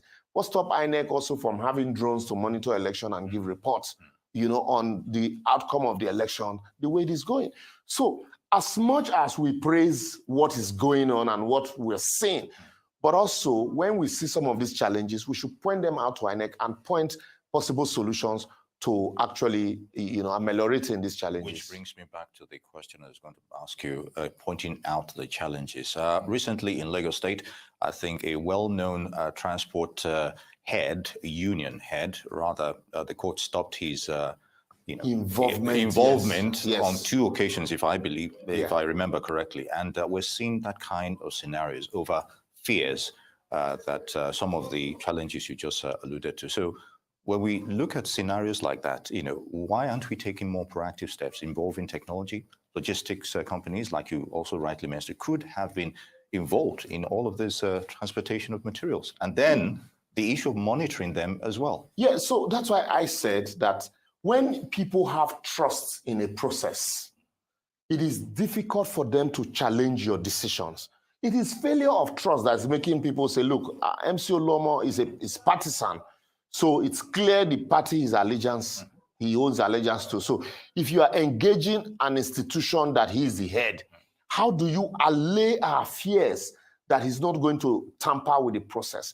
I had expected INEC not to say, well, we signed, or just tell us we signed agreement with individuals. And so it is when we have challenges that the management will help us, look out for this individual. They should go a step further by saying we have also deployed technology to ensure that all the buses that we are going to engage, we know where they are and when they leave, when they come back, and we have, the identity of everybody that is going to man those vehicles. That's what logistic companies do. So once you do that, and people after the election see that, yes, these materials move seamlessly, and INEC consistently is giving information for areas where materials have not arrived. You go to INEC website, you'll be able to get the information that, look, in Lagos State, there's delay because so and so and so has happened from a tracking room. It becomes easy. Tomorrow, nobody will question whoever you gave the contract to, but because they know that you're on top of your game. But when in the absence of information, rumor will thrive, and once rumor thrived, even intellectuals are turned to conveyor belts. Lubos, I have a particular question, but we'll hold on that for a moment. Let's cross over to Amor Dofin here in Lagos State and talk to Ozioma Okoli, our ICE correspondent who is on ground to give us details. Ozi, talk to us. Okay, so here in Amur Dofin Festac 1, the people in this community have started casting their votes already since 11 o'clock. And this particular word is the word of the All Progressives Congress organizing secretary, that's Comrade Ayodele Adewale, and you can see how organized this place is, contrary to so many opinions of people that Amur Dofin is going to be a battleground in terms of violence. There is nothing like violence here. Everything here is going on smoothly. You see people well aligned. They are on the queue and then casting their votes. Everything is going accordingly. They are very, very civic about their responsibilities, and everything is just going as planned. Very good, Ozzy. Now, like you said, there were concerns that Amur Dofin, because of its cosmopolitan nature, might have some acts of violence or what have you. But the scenario, as you painted, seems peaceful. So we've seen a couple of policemen behind you and near the ballot boxes. But generally, on your way to that area, how would you describe security presence in that regard?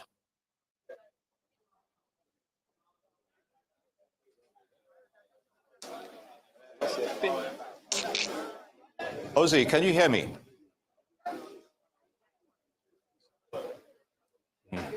It seems we've temporarily lost communications there with what we can see from the visuals. Some of the voters trying to cast their their votes, and things are going orderly. There hasn't been any major reports of violence in any case regarding that, that scenario. I'm not even positive because usually, and there were talks building up to this election that we're meant to see more Igbos because they are There's a huge cluster of them. And we also saw that particular area and those polling units, and it's quite a mixed bag we're seeing there. Igbos, Yorubas, and I remember when the Labour Party candidate was campaigning through that corridor, we saw a huge crowd of people from. That was what I want to find out from Jose. So, what happened to what's happening to the people that they said they will come out in their numbers to vote? But I was coming back to you, liberals. Let's talk about the Beavers machine, the problems that have actually emanated from failures to actually come up and also do the required duties. Yes, accreditation, then voting. As we are already getting closer to official closing of the electoral process, that's 2:30.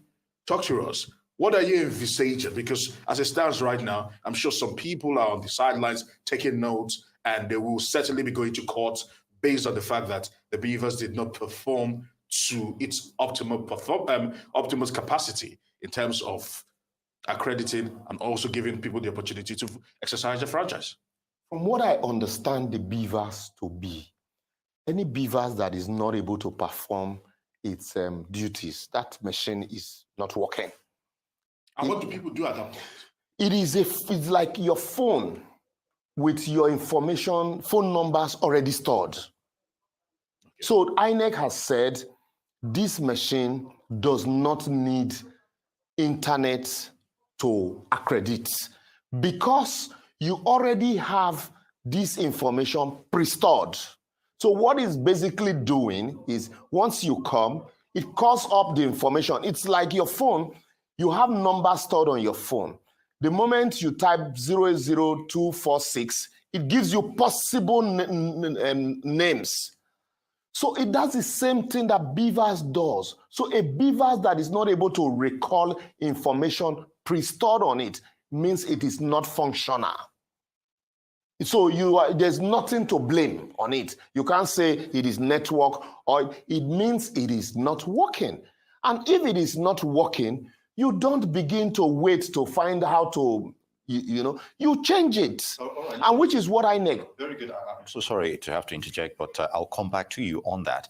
We still have Ozzy Okoli, our correspondent in Amuodofin area of Lagos State, to give us more insight on scenarios in that part of Lagos. Ozzy, if you can hear me, how would you describe the security scenario where you are at the moment in terms of police presence and the feeling of feeling safe by people in that area?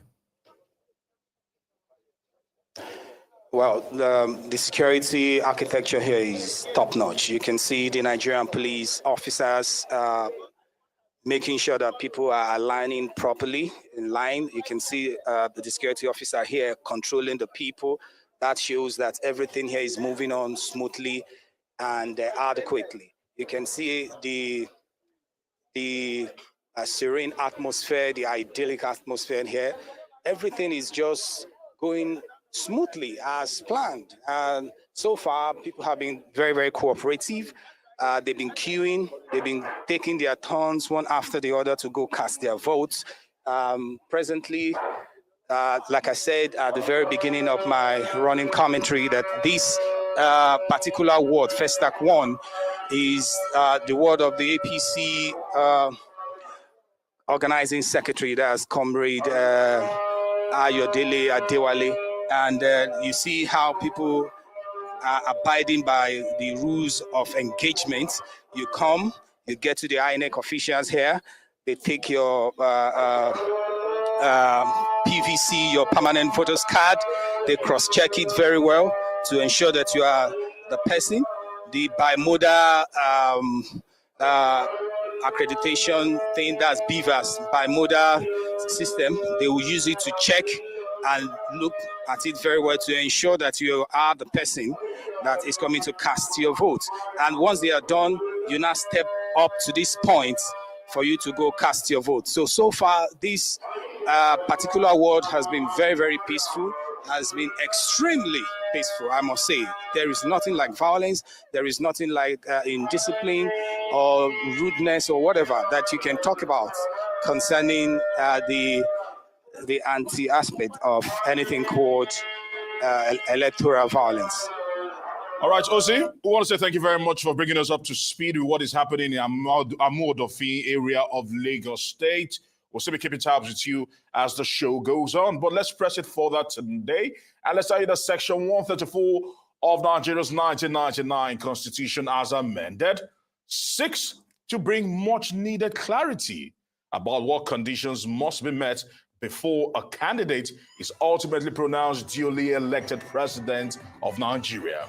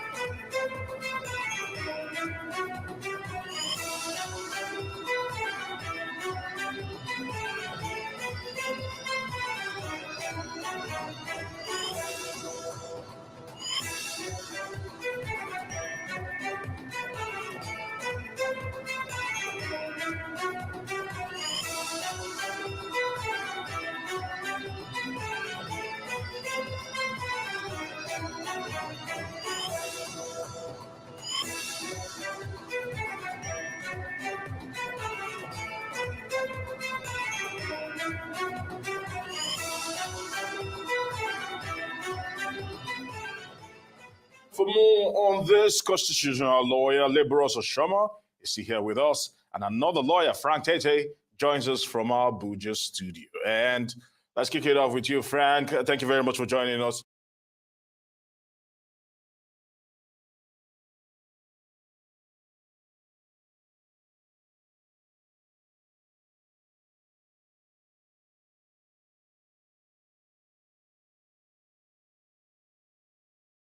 Thank you very much. Thank you very much, viewers. We're still live on Nigeria Decide. We're still live on the News Echo Room, giving news, latest updates on today's presidential and House of Senate election. And joining me is my co-host, BD. BD, are you here? BD is on ground in Lagos. Yeah. How are you? I'm doing well. I'm doing well. Lagos is fine. We're in the field. Yeah. I've already gone down there. Kosovo, Ikeja, local government, and it's really peaceful. Everything is going on well. But we just had a report from Osolo, Ajawa State, and Okota. People voting there. Obama is stopping them from voting. But I won't give you the real. Some went to that place to find out what is happening there. But everything is fine. Everything is going on well. It's peaceful. People turned out well to vote. And another thing I talked about voting and defending your vote. What I say is that the finished voting and gone home. People are not yet to put the vote. That is one thing I see in Ikeja area as is here. So I'm going back to. So you are covering. You're in Ikeja now. Ikeja police. Where APC presidential candidate his vote, Bola Ahmed Tinubu, he just finished casting his vote. Him and his wife and left. That was where I was. Very good. Okay, we are connected to.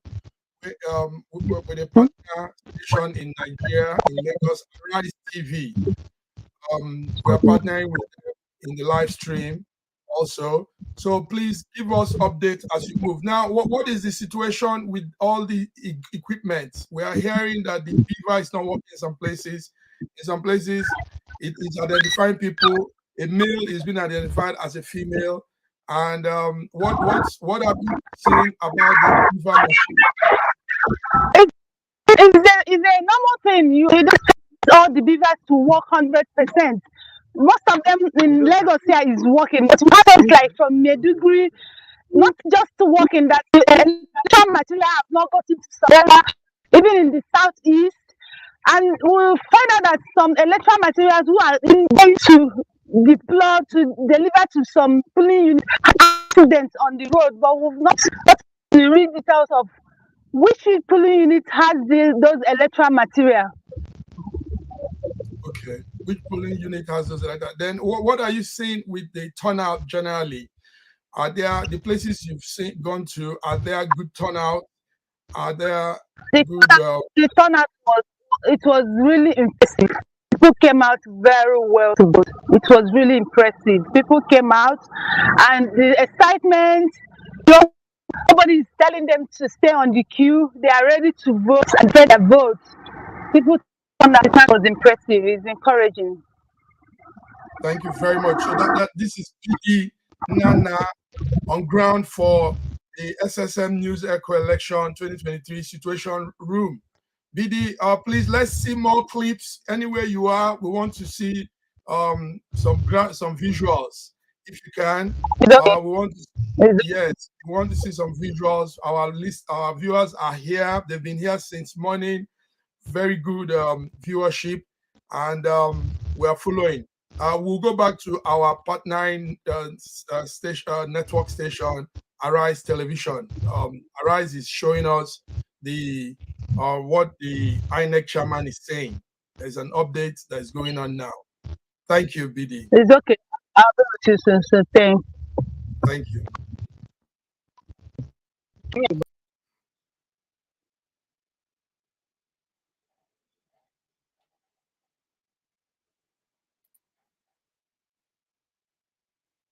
We harvested over 1.5 million nominations from political parties for agents at polling unit level alone, and over 68,000 for collation at ward level, local government level, state, and 27 collation agents for the national collation as nominated by the 18 political parties. And we printed those cards and delivered them in the main to the states, where they were collected by the state chairman of political parties.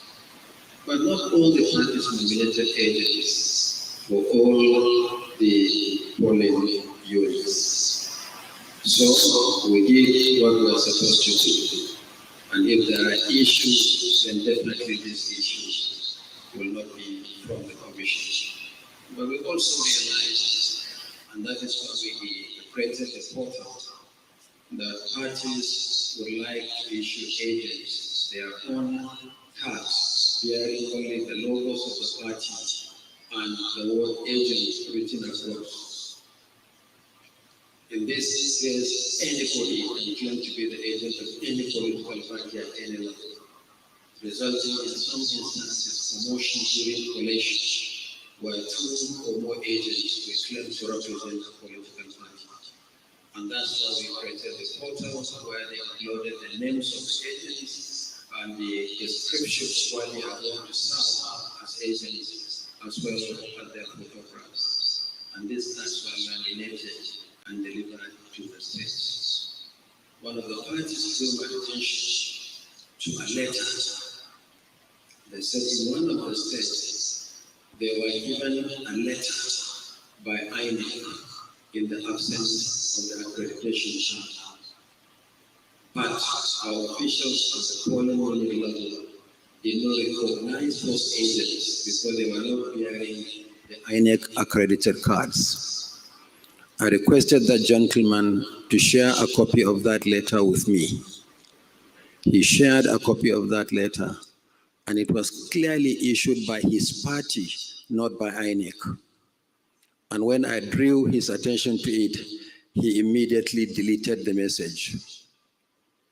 So this is the clarification on the issue of agents. And I would still like to advise political parties that as we go into the concluding phase of this election, particularly when we go into collation of results, the Commission will insist that only INEC accredited collation agents will be admitted into the collation centers. Finally, there was an issue raised by some of the political parties, particularly at the polling unit level this morning. They said that in some instances, the logos of the political parties were on the ballot papers, but the acronyms of the political parties were not on the result sheets. I need to provide this important clarification. The process of producing the result sheets is more complicated than the production of the ballot paper. For result sheets at polling unit level, they are polling unit specific, and they are in several carbonized copies that the Commission will retain the top copies, the first two top copies, and then give each polling agent at polling unit level a copy, and one copy goes to the police. The process of producing the result sheet is a lot more complicated than the production of the ballot papers. So what we did on the result sheets was to provide 2 additional blank rows. And the purpose of these 2 additional blank rows is to accommodate any political party that we may be compelled to accommodate on the ballot paper by 11th hour judicial pronouncement. So those 2 additional rows are supposed to take care of that eventuality. So where you have a party on the ballot, but the logo is not on any of the result sheets, this can actually be added to the result sheets, for which rows have been provided accordingly. And the presiding officers and the collation agents are authorized to accept and certify and stamp the insertion of political parties where this situation arises. There are also unfolding situations in Abia and Imo states.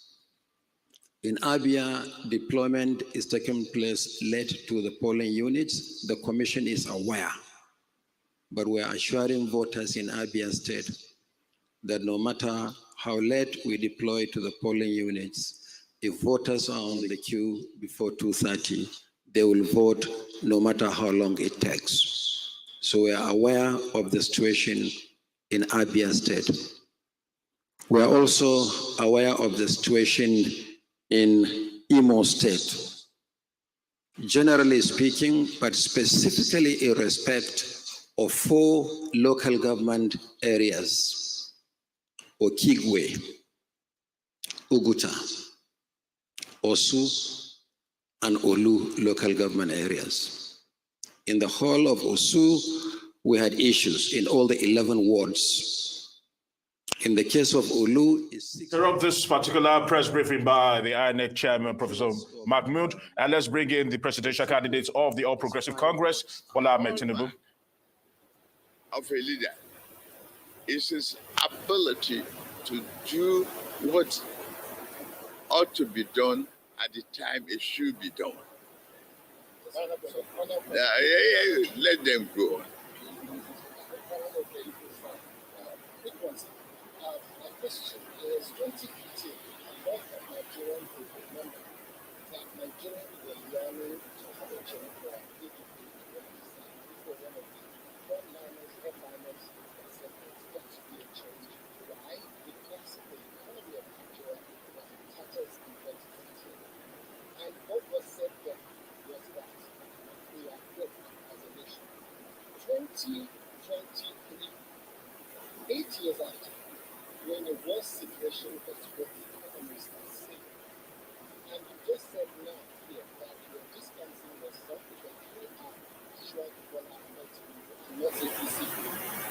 I'm not APC. Yes, sir. Is that not true? That is very true, sir.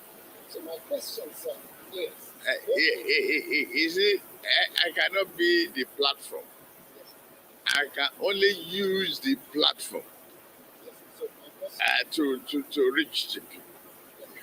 I can only pronounce, promote, and articulate my vision for my country, what I believe as a progressive government.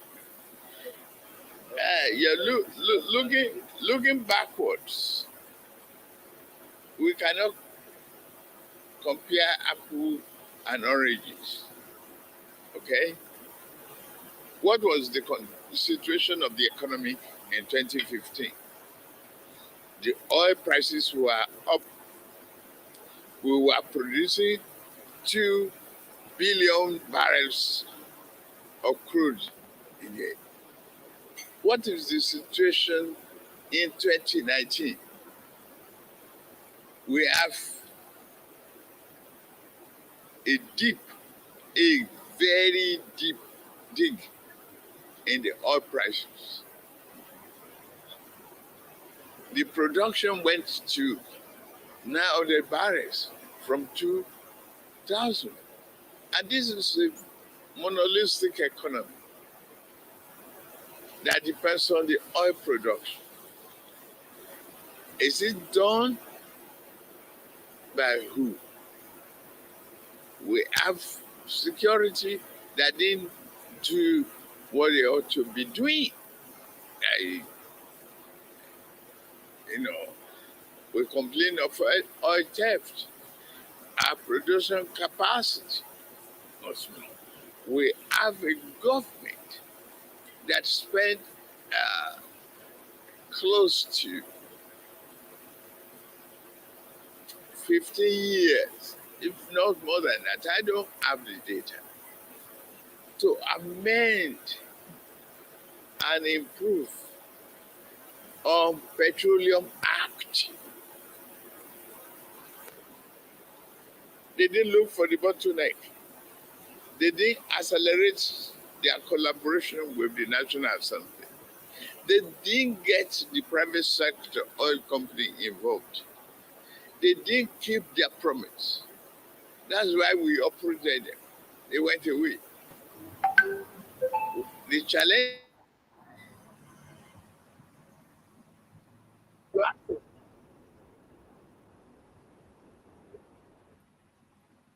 Welcome. That's are you there? Dr. Osi? Yes, Dr. sir. Osi, sorry, I kept you waiting. No, it's okay. We are partnering with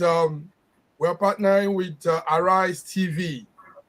So Arise TV is giving us some updates, and we are following the situation on ground.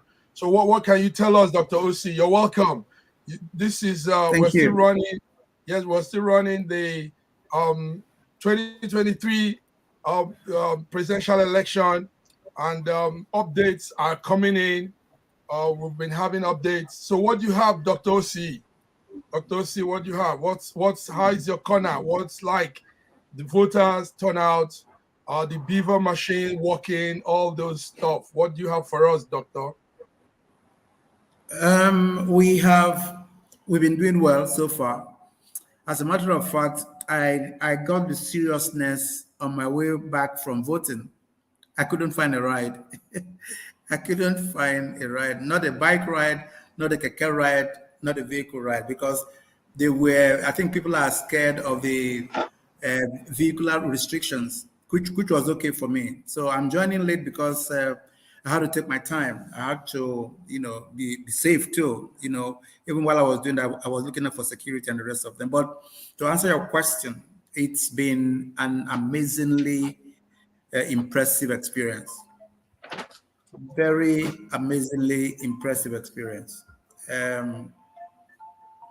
We are witnessing for the first time the kind of election so far. So let me use a blanket statement. So far, we are witnessing, yes, for the first time so far, some kind of respect building event, because I know most of my friends in Ghana, in Uganda, in South Africa, they're all watching, they're all waiting, they're all saying, let's see what will happen to Africa through Nigeria. So in Abuja, here we have been very happy. So far, so good. Very happy. A couple of issues here and there. Beavers malfunctioning. But remember that INEC kept their promise in places that I know. They kept their promise to have spare Beavers machines, that they will rapidly employ, deploy, to be able to keep the event going. I had BD say something like people staying in line. As a matter of fact, you don't need to be told that. I didn't see anybody who didn't have a PVC that was available. There was none, because INEC warned about that already. Said that they were dealt with by the law enforcement agents. So, and the process is quite quick. I think they were prepared for this. Quite quick. The capturing the all the events before the voting itself. And then there are some jokes too. Some people in line are asking for food. Some people in line are asking for water. But most of us went there with ours, so it didn't quite. It was just a joke, because too also too that everybody is going there for the same event. So it took us the same processes. But outside Abuja, all my networks, Calabar is having a stretched beavers problem. I don't know why. I really don't know why. The one or two polling centers there, would get back to me to say the kids are agitated. They are looking at restiveness. I said, no, tell them to wait. That INEC they know what they are doing, because I am hoping that if what they have there is faulty, they definitely will bring in something else, and then to be able to make it possible for them to vote as soon as possible, at least before the voting ends. All we need is a little patience. All we need is a little patience. We're going to get this one so right this time that the whole world will be asking us how it happened. That's brilliant. Brilliant. And let me tell you that 3,000 people are listening to you. I know these 3,000 are probably viewers from the other end, Africa, other parts of Africa, other Europe. 3,000 people are listening to you. Now, I want share to the links to all my people, yes. Awesome. We've been having good viewers from the morning we set out. Let's analyze things. We saw a clip in a town in Kanu, and that's supposed to be Kwakwaso's region. We saw a clip where some of the people were screaming, "It's time to let a Southeasterner lead us." And we also saw a clip where some other crowd too were saying some other things. So, how do you feel? How do you assess people's voting? You're not a spirit, so you can't go into everybody's polling booth and see what is happening. But what do you think? Who do you think are people's favorites, people's choice, from your perspective? Okay, Mark Godwin, this is really quite insightful. I'm happy you asked this question, because yesterday, before the close of business yesterday, my colleagues and I were speaking about this. It is not because it is a Southeasterner. Really, this is my response to you. It is because there is competency, character, and courage put like a tripod before Nigerians. And I will explain what I'm saying. My friends, my colleague in Kano, his name is Sam. He's very impressed. He's very happy, and he's not Southeast. He's not Southeast. He's not even from any of those. He's from Southwest. And he's saying to me, if it was someone else that had this quality, I will stand and fight for the person. So it shows you to that whether it was Southeast or South whatever, the character that he's talking about has been, has been seen as a good Nigeria personified. And I'm saying this with so much pride because I'm Nigerian, not because of anything else. So yes, what you're saying is correct. Let nobody deceive you. Nigeria became this. Nigeria has learned, and we've learned so well that we are taking this further even after now. I am telling you that my country is going to become that country with examples for all aspects of governance. And I see it. It's so easy. Why wouldn't it be? It's so easy. Once you get it right, once you do it right, you get the result. You see, what I saw today, had never happened before. People were nice. People were cheerful. Somebody said, "Good morning, sir." Oh, thanks for coming. I thought he was an official. He was just happy that many people are there. Come on, this is what's supposed to be a day that friendship begins. I got some new numbers today. I got some new content. People who really want to understand. Because I told them about SSM. I told them about news echoes. They didn't know about it. They didn't know about it until today. Yes, I think you probably added to the huge viewers. Yes, I think so. I keep telling everybody because they need to see what is happening. This is our story. My God, this is our story. This is the way we should talk about this. It is not in absentia. Nobody will tell anybody this story. It is your story to tell. So my idea was, let's share it to the rest of the world. Let's share it amongst Nigerians who have not known us before. But I think what we are doing today, this analysis you and I are doing, the voting, the calmness, the beauty of the people. People are bringing out their hearts to say that tomorrow will be better for us in this country. I mean, it's brilliant. Tomorrow will be better for us in this country. What will you say of this the new age voters? These new voters that we've never had before, young people, students. I mean, that class of people that has never done anything like this before. Were the turnout good? Were they there? Did they come out, or was it just internet frenzy thing that they've always been doing? Were they actually put into practice what they've been saying? If it was just social media, my Godwin, we won't have seen them there. Statistics says that over 16 million voters were added from that age bracket, and they all came out to vote. Well, a good percentage of them came out to vote. But it is the fortune of our future. It is the fortune of our future, because what is happening now, it has just launched. It just launched. So it's going to go all the way. The only way we can kill this spirit is if somebody rigs this election today. That's the only way we can ruin this beautiful spirit. So anybody who is still planning, who is still going about making whatever, let him go home and rest. Nigerians are speaking for themselves. They are voting their conscience. They are deciding who takes over from President Buhari. And that takeover will mean people who are voting now are ready, the team, join the bandwagon to make the country great. And believe me, those of you who are outside the country, maybe you're coming home for Christmas. Maybe you, my God, is coming home for Christmas. Because what will keep you, nothing will keep you from coming home for Christmas, because whatever we prayed for is happening. Wonderful. Yes. Thank you very much. Let's go on this short break. Some people are making various comments and wishes from different corners. So please be with me. The viewers are on. We have good number of people watching, and this is it. Nigeria Decide 2023. We are going to the polls.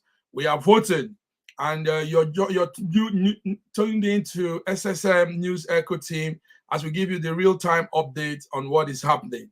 So thank you. Stay with us and get the election updates.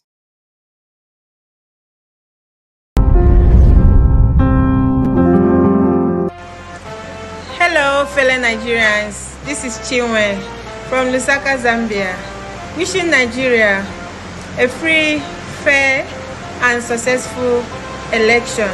May God help us. Amen.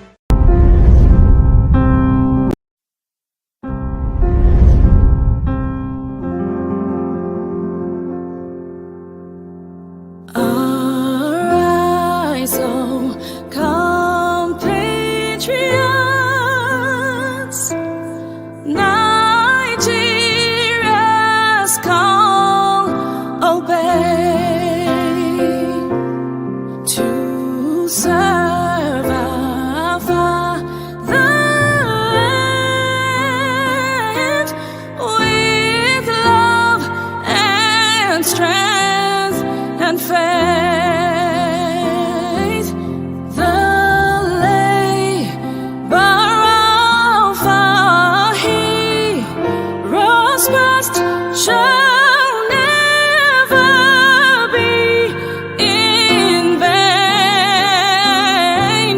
To serve with heart and might one nation bound in freedom, peace and unity. Oh God of creation,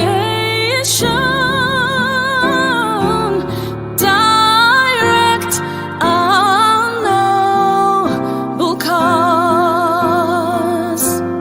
Guide our leaders right. Help our youth the truth to know. In love and honesty to grow and live in just and true. Great lofty heights attain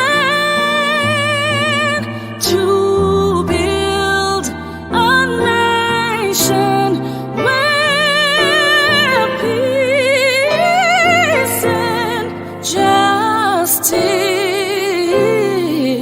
shall reign.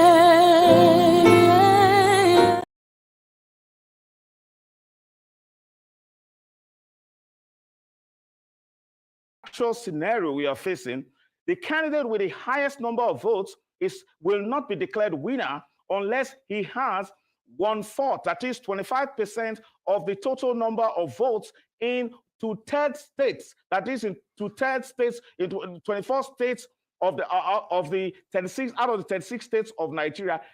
Now, and the FCT. The implication is that you will have to become president. You first of all have the highest number of votes, and then you will now proceed to also have 25% of the entire votes cast in the FCT.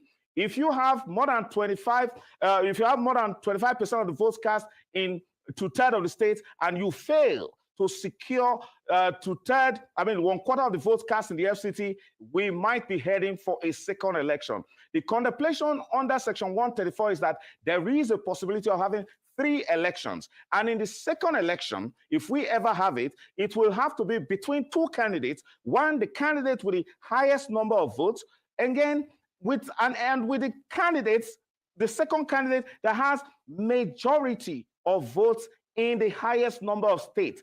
Majority contemplates in legal definitions having more than half the number of votes, that is more than 50% of the votes cast. If that is unlikely, the candidate that has the highest number of votes will now be paired up with the candidate that ultimately won.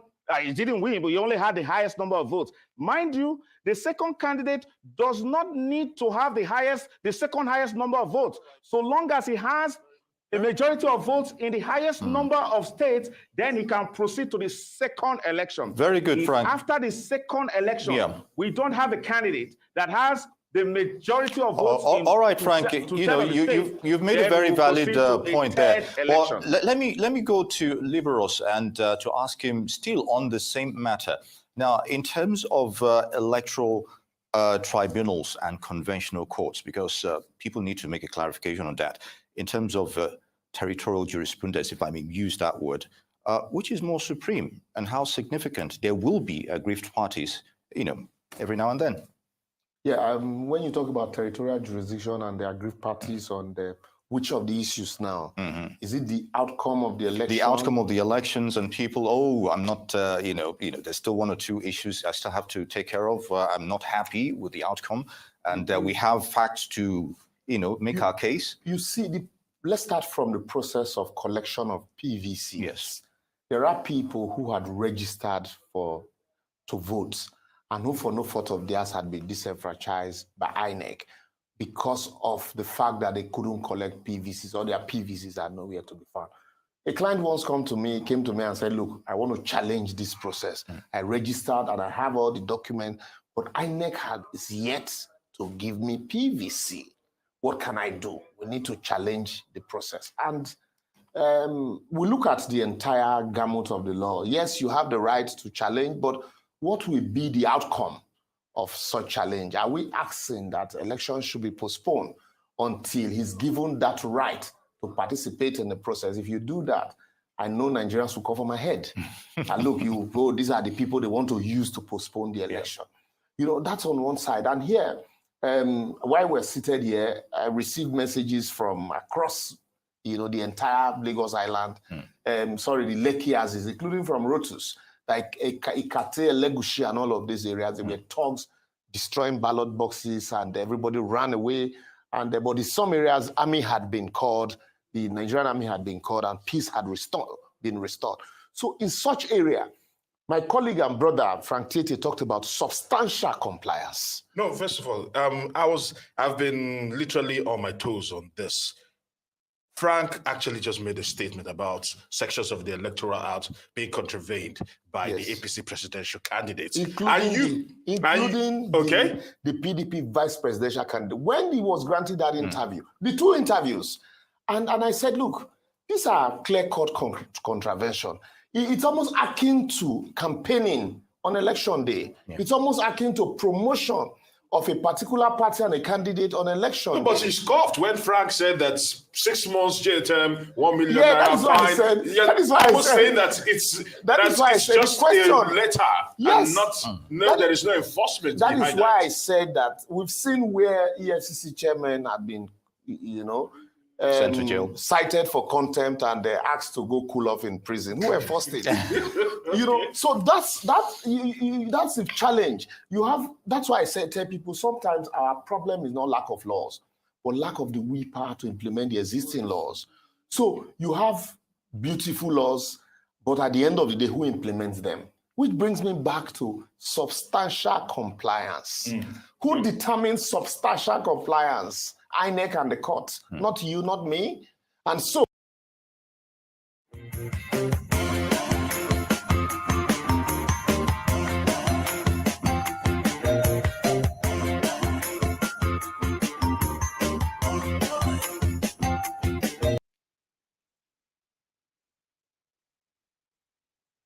hello, ladies and gentlemen. You're tuned to News Echoes. News Echoes. We're giving updates on today's election. And presently, a lot of people have voted. We have pictures of our president voting. Dr. Osi, are you there? Yes, I'm here. Very good. There are pictures flying around. We just saw the president vote. That's Mohamed Buhari. We also saw the LP presidential candidate. We have pictures of him voting. He has voted on all Kwankwaso, Atiku, and his vice. So now, Dr. Osi, let's talk about Nigeria. Why is Nigeria issue? You just sent me something that will be on screen very soon. A lot of foreigners, a lot of people are interested in what happens today. Now, what's special about Nigeria and this election? Why this big buzz, this attention all over the world. Here in Europe, if news announcements have been going on, and News Echo is also doing its own. So tell us, Dr. OC, what's the significance of this election and Nigeria, and the importance of Nigerians in the global issues, geopolitical issues, and the rest? Okay, I'm going to come from a very personal experience. I run an open university in Uganda in 2019. After we finished training, a good number of people, and they saw their certificates. The leader came to me and said, "Excuse me, Doc, this is not saying anything about Nigeria. We reject it." You know what that means? It means that if they don't if they don't identify with this country, it is nothing. This is personal, private experience. So you can imagine that level, middle class people who are supposed to be, what's it called, executives and teachers and whatever they are in their country. They love the fact that Nigeria is in the lead. We need to follow. So to answer your question, why? We are half the population of ECOWAS region, half. So if we are 226, the remaining half is the rest of the region.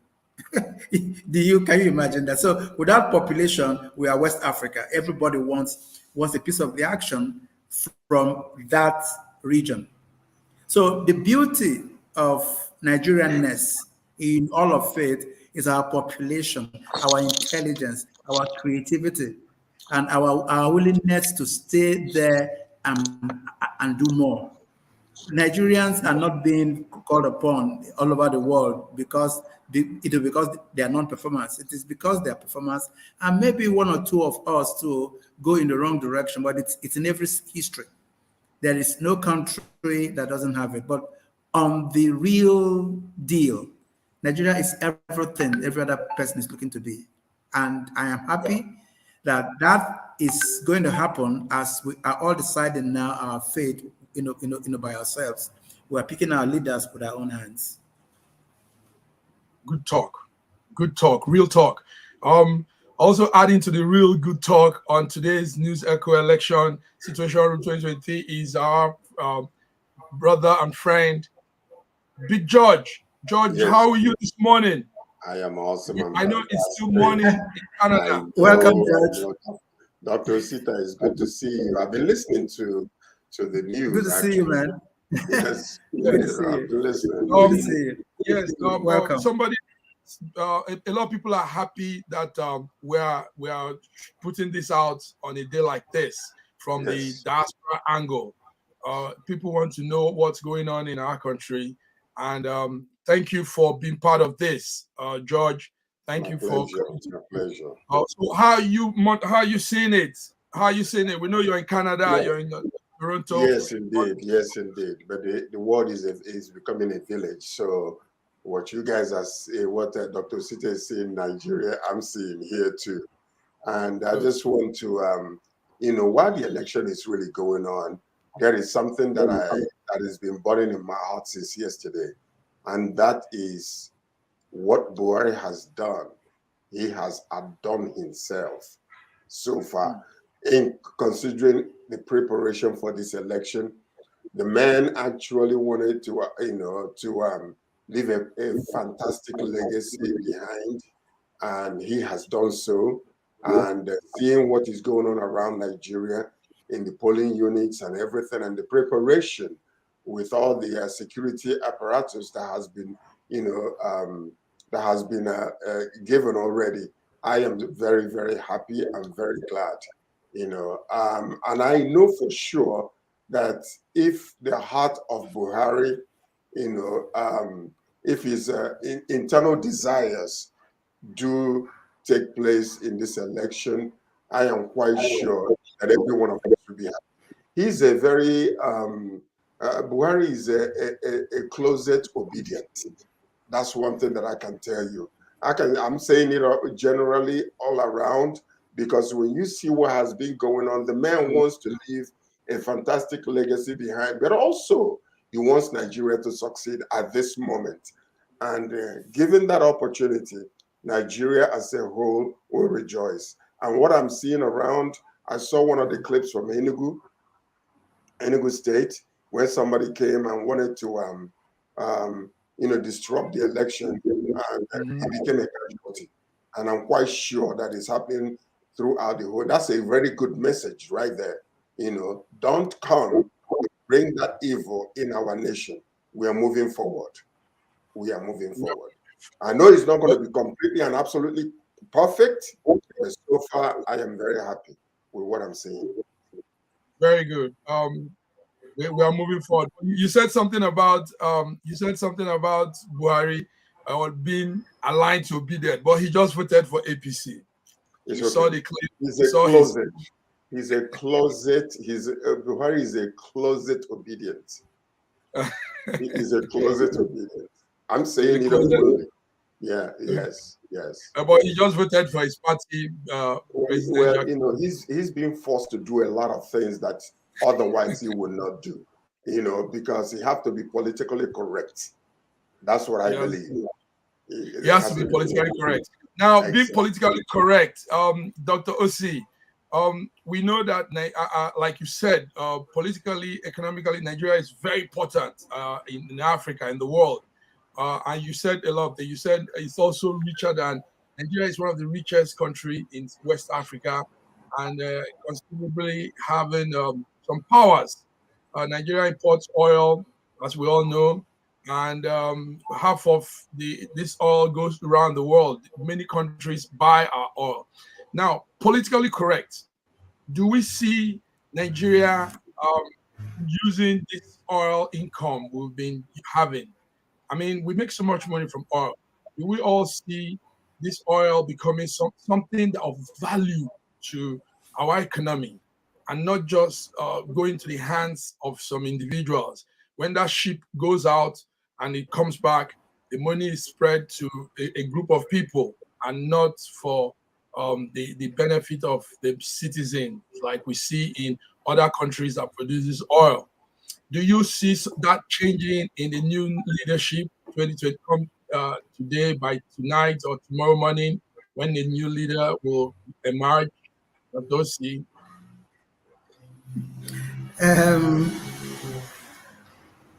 Our oil is Bonny Light crude oil. It's called BLCO. It's the best oil in the world. We're just that lucky. It is raw material for a spectrum of things.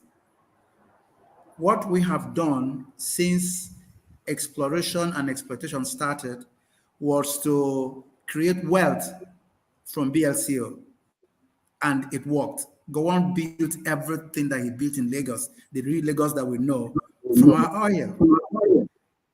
The following, the following leaders, did the same thing. Today, we cannot say that. Instead, we're talking about borrowing, we're talking about debts, we're talking about that. So anybody who has the interest of our country at heart and takes the helm of affairs, anybody who becomes the leader of this country, we go back to that source, because that resource will make us everything that we hope to become. We're going to move from consumption to production. And if we're talking about that, we're talking about being able to use what we have to creatively produce what the world needs. And that, my friend, is the beauty of being Nigerian. We are here, we have the resources. All we need is a good navigator who will take us through the maze. And then by the time we come out at the other side of the spectrum, we are well and good. It's going to be some work. It's going to be some work. Being able to come back to the days of oil production and wealth and success is going to be some work. Some input must be made. But I know that Nigerians are there. I know George is going to come in from Canada. I know you're going to come in from Italy. This is our hope, that people who know what to do with the things we have will come home and do them and create wealth. And in creating wealth, it's going to be that, just that, beauty and balance. We are ready. Beauty and balance, we are ready. Thank you very much. George, somebody, a comment is coming in here to affirm what you said. So what the gentleman from Canada said about Buhari is right. Though wrongly managed and made many Nigerians or they go harder time. But some of us don't want to agree with this. I mean, he had the power in his hands. It's one thing to have power in your hands, is another thing to have the will to put out that power. You know, some leaders, I mean, leaders have power. Not it's that's automatic. The people have given you the mandate to lead them. But there has to come out of you that will, that determination to make a policy and make sure your policy favors the citizen. So I don't agree with you and this gentleman that is saying Buhari was right. Can I say something? If a leader has not been able to let me just interrupt you for a second. Go ahead. You know, Dr. Sita right now is an academician, right? Okay.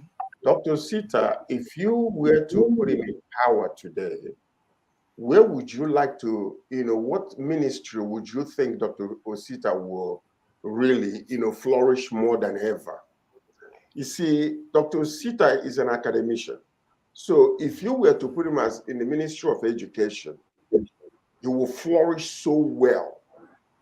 Look at what is going on. Yes, Buhari fought for power for so many years, from the days of Yaradua. And he kept on fighting and fighting. He's been in court, like according to him, 30 months and all those.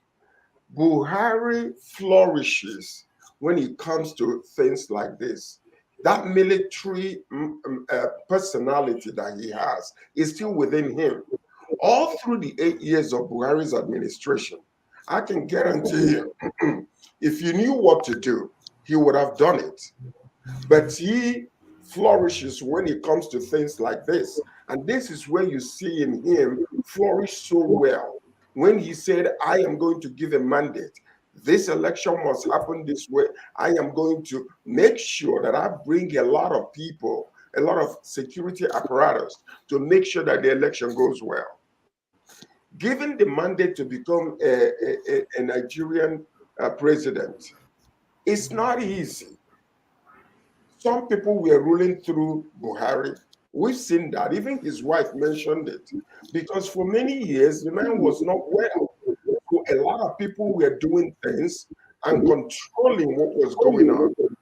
Right now, I think that that man is in his best physical or mental, emotional state.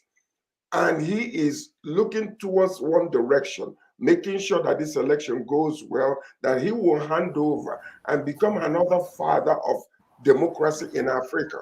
And he is succeeding so far. So, yes, indeed, he did not do well administratively, and yet it is okay because it's darkest before dawn. And that's what Nigeria is facing today. All the difficulties that Nigerians are facing, it brought them to cry out to God, whichever one they are worshiping, the Almighty or Allah, to cry out to God and say, and the Lord now is, I believe, will answer their prayers. But listen to this, though. This election is not over. It is not over because I'm gonna predict what might happen. If you remember what we have been discussing about democracy in Nigeria for the longest, when it comes to presidential election, we have not done what we're doing right now. It has always been written. After the election, they go back and they write it. 8 years ago, that's exactly what happened. I told you when John Kerry came to Nigeria, what took place? The election was over. Did you remember that? Very well. Jonathan Era? Yes. When he came to Nigeria, something took place prior to John Kerry being sent to Nigeria. 3 ex-presidents from Africa went and appealed to Jonathan and told him, listen, step down, you will be honored as one of the fathers of democracy in Africa. And he came out shining. Okay. No, listen to this now. Let me finish quickly. Let me finish quickly. So what is happening right now is I'm gonna say this. They will try to do the same thing they have done in the past 8 years and 4 years ago. Nigeria will run into a chaos. They're gonna try to do it because they know what to do. They know what to do. If you understand what I'm saying. We all know when it comes to election in Africa, the morning, the initial moment goes well, but as the day begins to dawn and the day begins to go, things change. We know that. That's how it's always been in Africa elections. So, but let's get some update from our media coordinator on ground in Lagos, BD. BD is in Lagos, and BD is going from one pool to the other. She's trying to assess things from the journalist point of view. BD, what do you have for us? What's going on? What's the update? Yes, I'm now in Solo. Like I told you, I was in the Kosovo local government. I was in Ikeja. All Progressive Congress candidate Bola Ahmed Tinubu cast his votes, and after he left, so we now had a news that SOLO is discussing Igbos in the Solo local government from casting their votes. So I'm now in a Solo. But the new development is that 99% of polling units in Lagos State don't have result sheet. No result sheet in Lagos State. 99.9 polling youth in Lagos State don't have result sheet. So I don't know what INEC is doing. You got election material, there is no result sheet. What is your intention? So that is what it is. I just arrived here now. So let me give you this. I'll still be giving you the other. I'm already so. I want to get to where the problem is. I just want to give you this report. There's no result sheet in Lagos State. There is no result sheet in Lagos State. Gentlemen, you can hear that. Osita, George, this is BD on ground, live, real-time update. She's telling us Lagos State, she said some places don't have result sheets. So what are the implications of this? Osita, what do we have with this situation when there are no result sheets? I think we need to wait for her. I think we need to wait for her to bring the reasons home. We need to know, because if there are no result sheets in Lagos, there's a particular presidential candidate will lose everything completely. Okay, BD, did you hear that? We wait for you to give us the complete update. We want to hear that. Yes, thank you very much. So that's BD Nana reporting from Lagos. Go ahead. Go ahead, BD. Okay, I think we lost her. Yes, coming back to the discussion. The man, the comment coming in from one of the YouTube corner is still supporting George. He's still supporting George. I don't know, maybe that's an APC man. I guess he's an APC man. But the thing is this: I am looking at it from the impact in the ordinary citizen's life. I mean, if things has gotten so bad that people can't feed, people don't know where the next food is coming. I mean, it got so bad. I mean, the numbers are there, George. Yes, we know Buhari has. You see, what you people are missing is you're missing his morals, his own ethics. You're missing it with leadership power. So a man could be a good man with good morals. He doesn't smoke, he doesn't drink, he doesn't womanize, he believes in all that. But when it comes to leadership, that same man could be a weakling. When it comes to leadership, that man might not have that willpower to say, let's do this and let's do it, and stands on it. And also, leadership involves intelligence.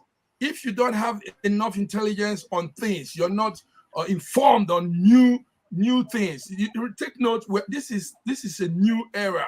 Nigeria is in the new era. So your leadership style of 80s cannot be matched with leadership style of 2023. So for me, I'm scoring him below average. I mean, terribly below, because we went from a pretty not too bad country to a very, very, very, very failed nation. The numbers are there. Economists say it, poverty capital of the world, all that. So, I mean, I don't know what your ratings are, but this is what is on papers. This is what the number says. Okay. So, okay. Let me follow up with what George is saying. George's rating is now. He has so very carefully refused to go back. He very because it is too late now to begin to judge the man from all over 8 years. I stand with that. And you know why? Because the man you are talking about was military. When people told me about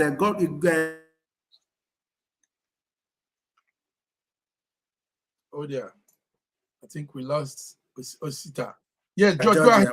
And I said to these Nigerians, where in Jonathan's career did he have apprenticeship about becoming Nigeria's president?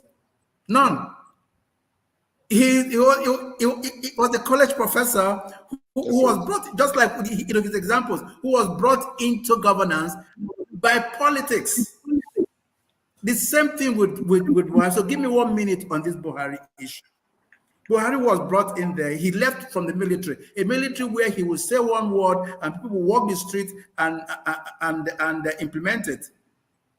But the thing with politics is that a cabal will surround you and starve you from realities of the world. First tenor, yes, they starved him. Second tenor, they served him. Until all of a sudden, he started asking himself, who am I going to leave this country for? These people who are around me here that are not doing well, or people who are going to come in and continue to destroy. Fearlessly, he was investing in someone else who wasn't in his party. And the reason being that he found out that everybody who had been talking to him about who Jonathan was, how the country was run, they were all lying. They were lying about oil. They were lying about governance. They were lying about income. So he was being sent to borrow. The man is infuriated by the fact that he was being sent to borrow. Even people who came to the state and started building things, he never asked them to do that. He never asked them to do that. When he found out that they were doing it, he said, to hell with this. Imagine what happened to those people too. So what we are saying is that because the time is small, because we have very little window for this change, let's encourage the trend that is going on now. Whether he was weakling or whatever, the man was shrouded by the fact that the cabal wanted everything nasty. If he was a nasty man, he would still stay with them. The country, would derail, and he will leave. So let us pray that everything he has put in place will work, that he will punish anybody who has done wrong, and then let us also hope that. Please, gentlemen, our hotline of Arise is giving me a signal that there is a real-time update going on. So let's listen to Arise. For the country. Okay. Yeah, let's listen to Arise and see what Arise has as we go on. Thank you very much.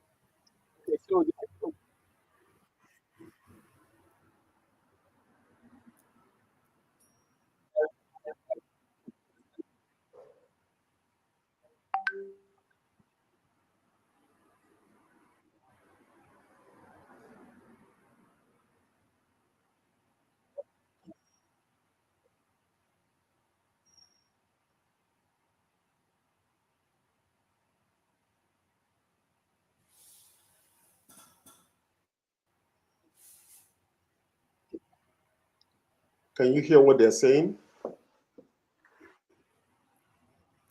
No. So far, Can you hear what what is the they're problem saying? here? The volume is distorted. There are so many challenges. We came out early. By 8 a.m., we already gathered here. We had to wait for INEC officials and the materials to arrive. Unfortunately, they didn't come.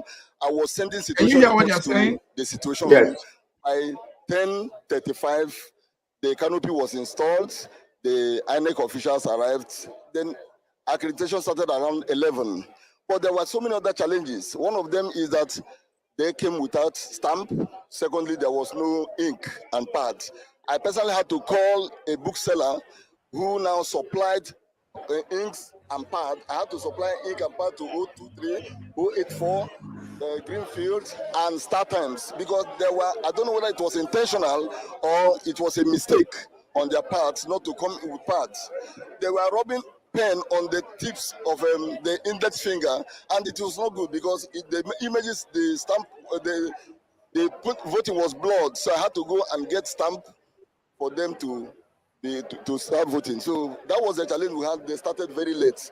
Now I had to go to 084, who had not finished voting because there was just a new polling booth that was created, and begged the INEC officials to send their stamp here. But they said no, the INEC officer here had to call the SPO, who will now instruct them on what to do. But luckily, just now, just about some minutes past 2, the stamp arrived.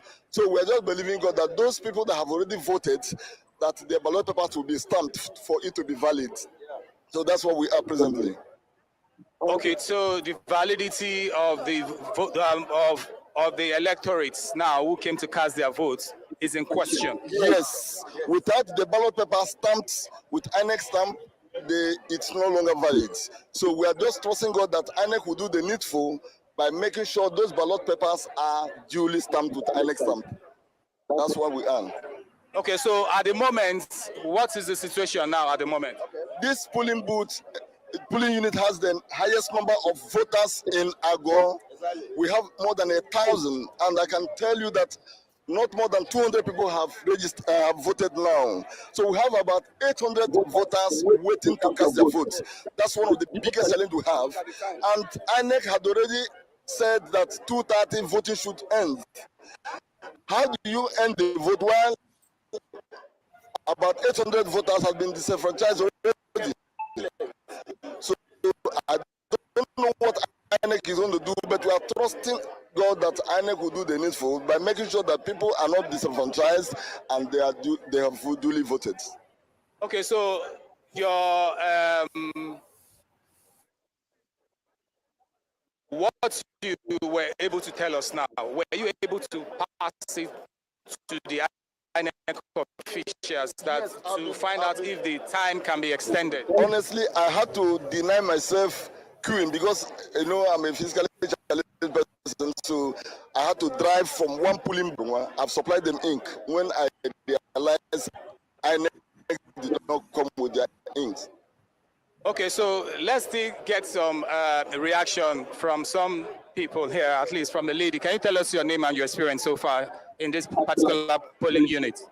My name is Ugoke Oluchi Benandien. I was supposed to vote here from the card. The card signified that my polling unit is Babewe. But when I checked it with the online thing, it was another center. And that is the major problem that people are having here. Majority of people here are not supposed to be here, but their card said they are supposed to be here. But the original, when you check it online, it's not supposed. They are not here.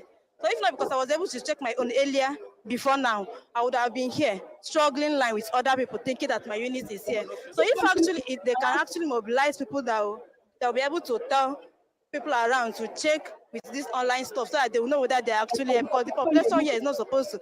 According to the list, they said that the list, the highest is 700 and something, but people here are more than 1,000, meaning that there are some people that are not supposed to be here, but they are queuing up here because of the number given them in their card. So I don't know if you can help to let people know that this is not where they're supposed to. Let them check that online instead of using their card to check. So that is the only thing I want to add to what he said, because what he said, you are seeing it. So if it's a lie, you are seeing everything that's happening within the axis. So that's the only thing I can say. So what is your name? My name is Ugoke Oluchi Benandien. Okay, gentlemen. Okay. you're also hearing what is happening there. That's Okota in Lagos, and you get your George. You heard what is happening in Okota. Now, like I said earlier, African voting is in the morning. The initial morning arrangement goes well, but at a point in time, as the day begins to proceeds, things goes the other way. You begin to see a lot of people that have been disenfranchised, a lot of people that have not voted, a lot of people that couldn't get to their polling station, and all those stories. So, what will you say about this for now? What's your take on this, George? Well, the truth of the matter is logistically, like what we have been saying before, you will have situations like this. Like I said earlier, it will never be perfect. I remember when I was a political observer, election observer in Nigeria 8 years ago, what actually took place in some of those elections. So I was in one jurisdiction. By the time it was 12 o'clock before the machine and everything came, so it was chaotic. So you will always have these issues, whether it's done intentionally or not. Like the Naira recoloring that took place. They had a motive and they wanted to achieve that aim, but logistically they did not plan, to put together a strategy that will help people out, and if they meet obstacles or situations along the way, how to handle those things. That's one of the major problems we have in our country, whereby you have a plan, but you don't have any contingency, backup plans in case things doesn't work out well. So that's one of the major issues. So what you're seeing right here will be happening in so many locations in Nigeria, for one reason or another. And it might not be intentionally done. Well, let's hope that it's not intentionally done, because take note that Okota, as I know, Okota in Lagos State, it has more of southeastern dwellers there. Okay, Dr. Osi, you casted your vote. What will you say about what is happening in Okota? Take note, we're also having 15,000 viewers with us following what we're doing, 15,000, and they want to be updated. Dr. Osi, go ahead. Okay, thank you. Somebody asked me this question. As a matter of fact, one of our colleagues called in Ambassador Nat. The truth about it is that the situation is different by city. In Abuja, we've had a very civilized experience, highly civilized experience. We have people who finish their voting, they come home, they are playing music, they are happy, they are eating, they are dancing. There are some people in Lagos who might not get home until midnight or even tomorrow. Why? Because of the situation on ground there. So let me also very quickly say that, yes, Okota is Solo, all those areas, they are where the Southeasterners are. But remember too, that remember that it is possible too that even the people who are fighting them there in Okota, will also fail to get the votes. That's the truth. So if they are doing that because they are fighting them, yes. So let's pray. Let's pray that INEC will listen and extend the closing time, and then let's also pray that those parts will appear. Go ahead. Good. Thank you. Sorry. BD, I think it's still the same location. BD, is that Okota? I'm saying it is not protection. I have Honorable Jude in the Mogo. Honorable, letting us show the sun. The only Igbo man in House of Assembly in Lagos State. This is his unit. So let me put him on line so that you people can speak with him. You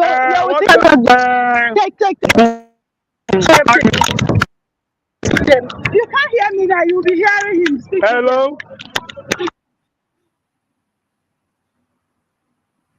Honorable Jude, yes, we can hear you. Go ahead. we lost the audio. BD, we can't hear him. I think there's a small glitch there. Yes, Dr. Osi, you were saying something. What happens in one location might not happen in another location. But what my take is that I know Okota very well. I lived in Lagos, and I'm very conversant with Lagos and its environment. Okota is more of the southeastern dwellers, and Okota also has it's actually more like you being in Igbo land in a part of Lagos. So if they have targeted Okota, and like the lady said, and the other guy said, voting materials income, now if that is happening, I'm not trying to make you feel biased now. I'm not trying to incite anything, but don't you think it's intentional? Don't you think then they know this number of people here might want to vote for a social candidate, and they've decided to stop them from their rights? Dr. Osi, what do you think about that? Yeah, I think George answered it. We don't know. We don't know. It could be intentional. It could be a mistake. If it's intentional, the question we're asking now is what will be done?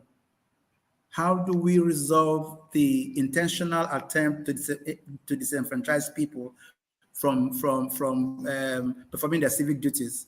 That is it. So if there are things that we can do, if it has happened before and we have solutions, let's bring them out. Let's begin to find solutions to this now, because if we don't do it, nobody will do it for us. If we don't do it, nobody will do it for us. BD, we didn't hear you. Sorry, we didn't hear anything the Honorable said. We can't hear you. Your audio is on mute. So you probably need to unmute your audio. BD. It's not that. It is the tool she's using. If she can talk directly to her phone, we will hear her. Because I tried speaking to you guys from my polling center. Yes. It is the earpiece that she's using.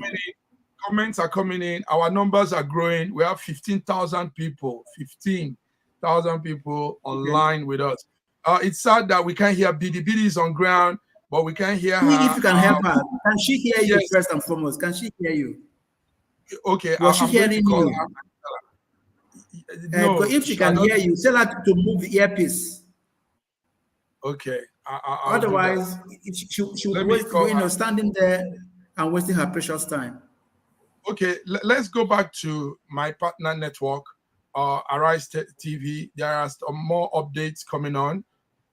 Let's hear what Arise is saying. Okay. Based on the present situation of things. Yes, there should be an extension because we came late. So there should be an additional hours of like maybe 2 hours, maybe by 4, so we can give enough people to vote because it's their right. People must vote, so there will be an extension. Okay, so is there any attempt to bring in more INEC officials to come and help you? Yes. We've made contact of some of our people that they are done with their votes. So by the time they count their votes, they've done the necessary thing, then they'll come and join us. All right, so just continue what you're doing. So you have heard from the INEC official who says that definitely the time of voting here will be extended by at least 2 or 3 hours. Well, it depends. And then with the extension too, they are also expecting more hands to come help them out, the officials, from those who must have finished in their various polling units to join them in this polling unit to make sure that things work very fast and then to bring up to speed, because from what we are looking at here and what we can see, a whole lot of people are yet to cast their vote. And we've been told that this particular polling unit is the largest in Okota, in Agor Palace Way, Isolo local government to be precise. And from that, we can also talk to probably the police officials who surely should be having a tough time controlling this mammoth crowd. So, sir, how have you been able to? Okay, they are running away. You know, as usual, they will not want to talk to us based on the fact that they need authorization to talk. But from what I've seen so far, the Nigerian police security agents here I can only see one person. I don't know where others are.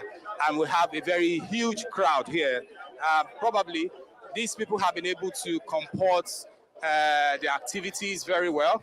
They've been very, very civic about it. They've been going about it the normal way. Probably that is what. Thank you very much. So,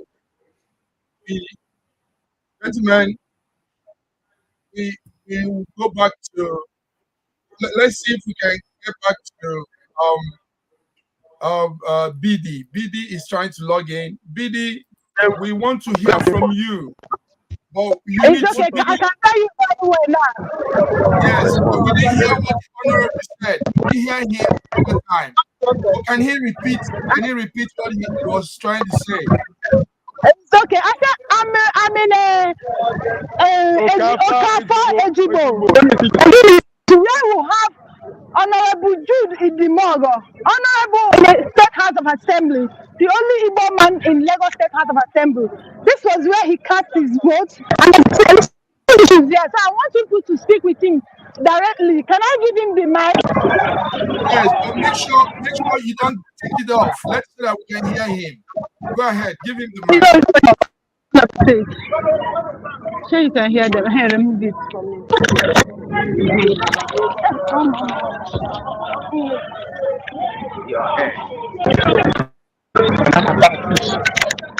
Can you hear them? Yes, we can hear you. Yes, I can hear can you hear I can us? hear. Go ahead. Go Yes, ahead, I can hear you.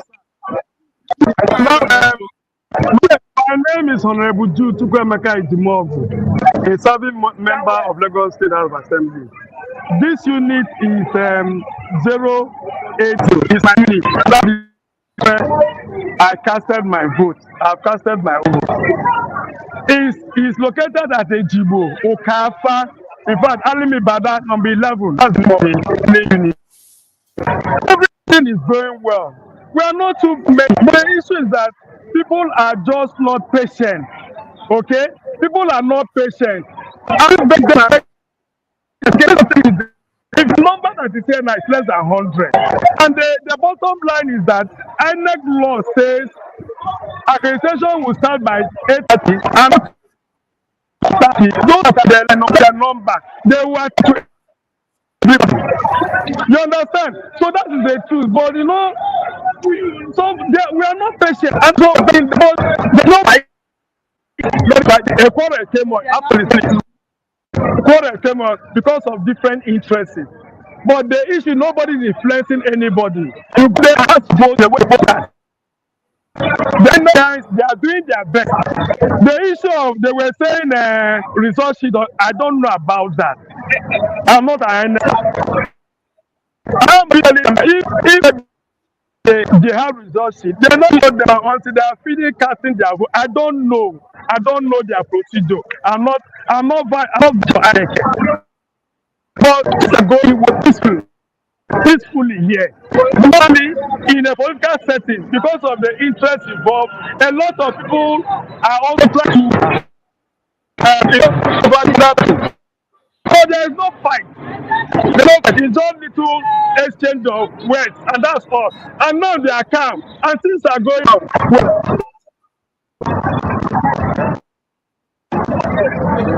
Thank you very much, Honorable. Yes, we had you loud and clear. You're speaking to about 15,000 Nigerians in the diaspora, and we've had you well. Thank you. Thank you. I'm grateful. God bless you. Thank you for the opportunity. Thank you. Yes. Gentlemen,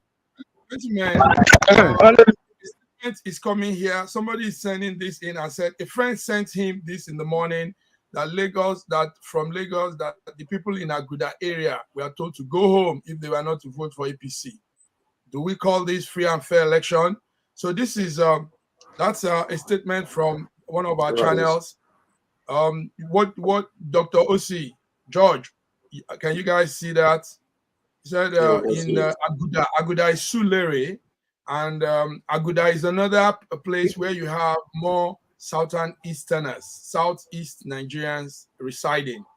So what is happening in Aguda? What will you say if you guys were there? Is this free and fair election? Indeed, it's not. Dr. Osi. Well, Okay, yes, Dr. George, Sir George, let me just say one word. We said this before, and I think we cannot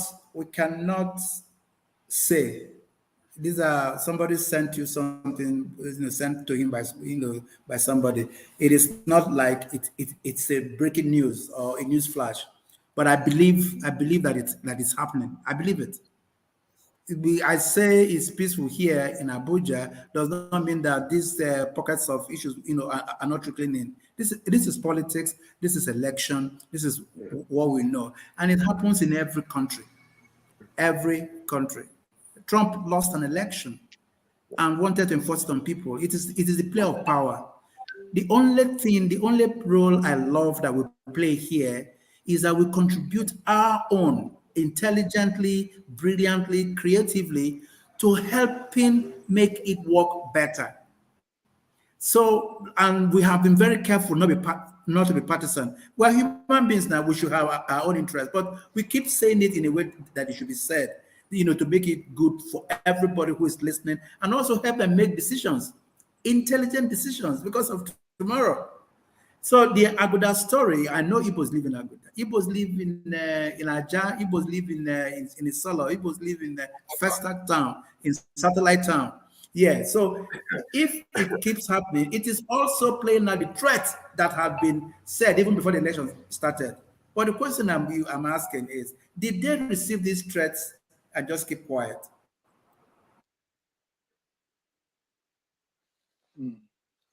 Oh dear. I think we're having some network issues there. George, yes. you were going to say something. Yes. Go Yeah, ahead. I'm just gonna, just back up what Dr. Sita is saying. These things will happen. If you remember, in the United States of America, in Georgia, they just finished, their investigation about Trump's issue, and it wasn't 100%, fraud free.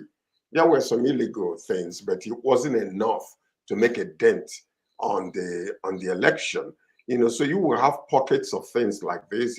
People, they get up in the morning and they decide, I'm going to do this way, regardless of what is going on.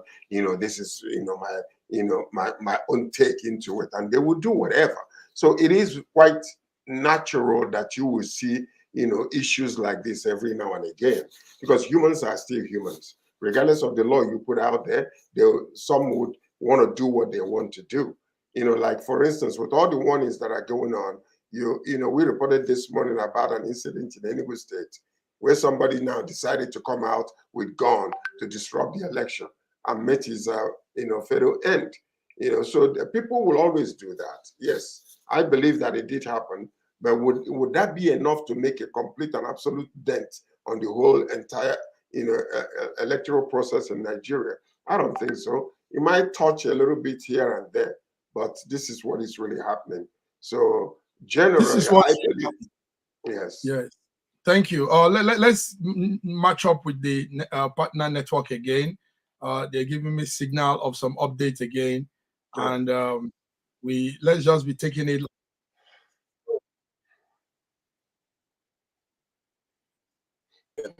And more especially, we people of the Southeast, is supposed to be a mandatory to every sons and daughters of Southeast to come out in March to make sure that to cast our vote, because this is the greatest opportunity to us.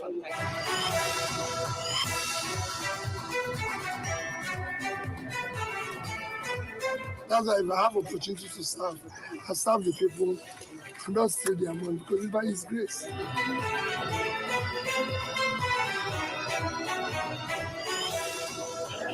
I am very optimistic.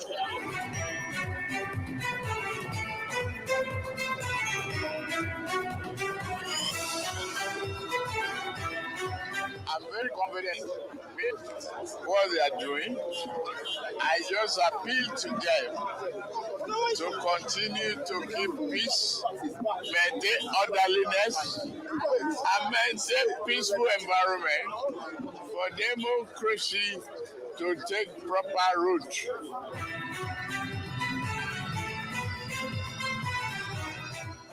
we definitely are very certain that the People's Democratic Party will win the elections nationally because we put in a lot of work.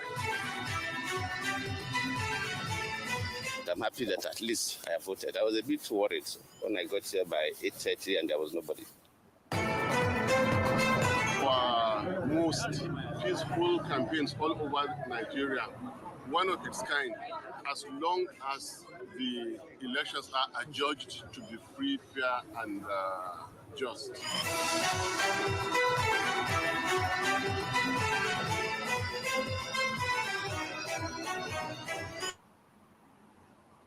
Yes, gentlemen, you've had it from we've had it from all the candidates, and we are taking it that their report is what it is, free and fair. All of them have voted the presidential. I'm talking of the presidential candidates.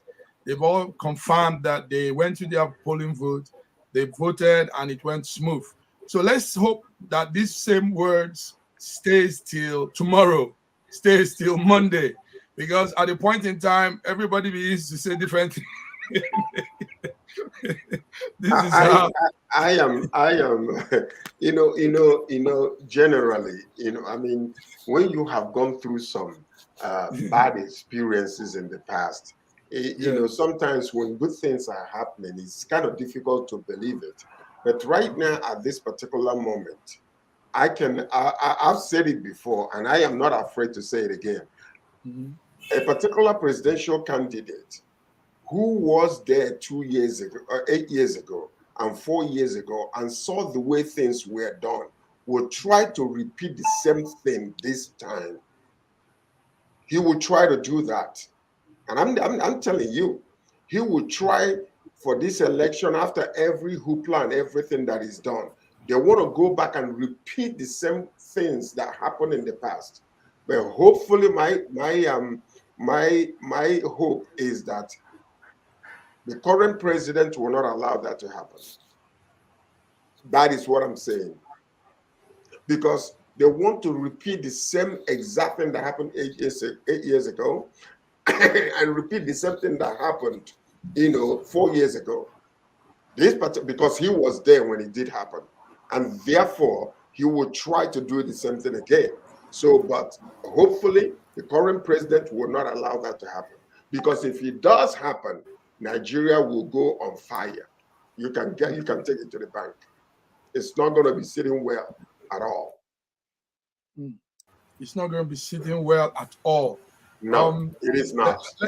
I know all the people will be afraid to say this, but I am saying it openly to all the people listening today, that the election process might have a little hit, a little bit of problems every now and again or here and there. But it's not going to be so big that it will affect the totality of the whole process. But somebody will try to do the same thing that they did 8 years ago, 4 years ago. And if he succeeds in doing that, watch and see what's going to happen from tomorrow in Nigeria. Gentlemen, thank you very much. So, well, let's talk a little about democracy. Let's talk about this form of governance that humanity has chosen. Do you believe democracy really works in Africa? Do you believe it's working in Nigeria? I mean, the democracy as they define is the government for the people, by the people. But somehow, some people have jacked it up, and they've not really made it for the people, by the people. They've made it for themselves, by themselves. And this is what we see in Africa. So do you believe this form of governance will linger long in Africa? Because I will personally say that the way we were back in the days in Africa, the monarch system and all that was somehow really worked for us. I mean, we all know of the Benin Kingdom, what you have today as the Edo people. The Benin Kingdom was one of the strongest kingdoms in the world at that time because they had a king. And the king style, the kingly role worked so well at that point in time. You know, people followed up. People were obedient to the king. Delegations were well carried out. Everything was going smooth until we now started copying this white man's style of governance. Dr. Osi, what will you say? Democracy, is it working for Africa? Is it working for Nigeria? Is it working for you are coming from that school of thought? Democracy has a script. It has the rules of engagement. It is not a bad system of government. But when you go off the rules, when you become black-headed, and you go off the rule, you behave like a black man in a situation where there are rules. You come into a parlor where everybody is talking about what should be done. And all you know is what you want to do yourself. But because you're too big, you have extra power, you stand up and walk out on them and then go establish your own rules. Then democracy is dead. So in most African countries, it is name only democracy. Name only, because they have missed the mark. They have ruined the rules and they are bending everything to favor them. Look at a country where National Assembly. Update signal to me. Let's hear what is happening At well past 2:30. I mean, all I can see that points to anything INEC. Well, I don't know if this belongs to them. It's just some pieces of table and chairs, that the officials should have used to set up under their tents. Nothing else. Nobody looks like an INEC official around here, and the voters, just like you heard them, are already frustrated. I have some of them with me who will be talking to me about their experiences so far today. One of them will be joining me right here. Madam, thank you very much for joining us on this live telecast of this election day here in Lagos. Where are we? This is Adebayo Unit 071. Tell me your Just name, by Dowen College. My name is Mrs. Izabo. We came very early this morning, very hopeful, ready for a free and fair election. We came prepared. We came and we took numbers very orderly. We are ready to vote. And up till we are talking now, INEC, we have not seen any sign of INEC. And by 10 o'clock, we got a number from somewhere there of an INEC representative, and we called her. And she said, sorry, we are coming. And we waited. Another hour, we called again. This was about 11 o'clock. We called again. And she said, sorry, we are coming. And we have called again by 12. She said, we are coming. Sorry, INEC is coming. They are coming with the materials. And as we are talking right now, we've not seen any INEC. We've been here and we're still waiting. And we are waiting because we want to vote. So how long more can you wait? It's just about 3, and by 3... We are going to wait here till 6 o'clock. We'll be here. Wow. Nee, you heard them. That's how determined the people are. They've been waiting here all day. Some say they've been here since 8 a.m., some before 7 a.m., waiting to, expecting to cast their votes. But we all know what the situation is now, but they are determined to wait here until 6 p.m., according to the lady that we just spoke with now. I have another person here, a prospective voter who has been waiting here all day to equally tell me what, give me his perspective on what is going on here. Please tell me your name, sir. My name is Toby. Toby what? Toby Joseph. And you have your PVC? Yeah, I have my PVC, here. Everything. First time voter as well. Okay. Yeah. So tell me your experience. I got here at about 8:30, walked all the way from Ikate, thinking I was even late because apparently accreditation was supposed to start at 8:30. Got here, there was already a queue. We picked our number, and we've been waiting since then. The only sign of any INEC officials was like 2 buses came asking if this was 079 or 073. It was the wrong polling unit, so they had to go. We've called the number on the INEC directory. The lady just said, "We are coming, please bear with us, we are coming." I think I overheard someone saying they spoke to someone from REC or something like that, and the person was like, "Oh, we're still in Ikota, there's commotion, so we can't come." We're even asking, should we bring vehicle? They're just not answering. So we're still here, Sha. We're still here, to be honest, because we can't leave. Did you check when the waiting was getting this long? Did you make any attempt to check another polling unit around and see if your names could be pasted there and see if you could vote? Yes, several people actually went. So I think there's a polling unit at the mosque, and no, this is our polling unit 071. Yeah. Those who went to that other Yes, unit. they couldn't vote, so he told us how to come back here. Yeah. So the lady I spoke with now said she's prepared to wait here until 6 p.m. How much more are you prepared to wait for because you want to vote? I'm going to be here till night. We die here. We won't die, but we die here. Don't worry. First time voter. I didn't leave my house at 8 o'clock to leave here at 2. We're here till the end. All right, Tokumbo, I would like to find out from you. You asked him the question from the reports that you've gathered since you have been on the field. Talk to us. Is this just in that polling unit that they've not gotten materials and they've not seen INEC officials? Around the Lekki vicinity, what has been the mood like and what has been activities like around the Lekki vicinity there? Well, Aaron, let me tell you that I've been on the mainland, and this same problem we encountered with some voters who equally had the same complaints somewhere in Ikeja, that they went to their polling unit and they did not see any INEC official. I don't know if you can hear me clearly, because the people are actually very frustrated here and their noise is overshadowing what I'm saying. So if you can hear me clearly, let me just listen to them, then we can continue this conversation. They not appear, they not bring materials to vote. Today 25, today Saturday, election. INEC is not coming here. They not bring. You cannot vote, eh? You cannot vote to no election for Lagos State. You cannot vote to no election. I want to be the guest in the election for Lagos State. If I don't vote for the college, it's my right to vote. See my DVC, I'm on vote. It's our right to vote. We must vote. The 071, the Way College, at the Dorati Road 14. Yes. Since morning we are here. We are more than 300. Some people have left. Yes. We are here. We must vote. We are here to count our votes. We will vote. Another thing that I'm observing in the people here is that many of them are first-time voters. Do you understand? And that is very key, because this is what make most people feel like this is the only thing that connects us to Nigeria.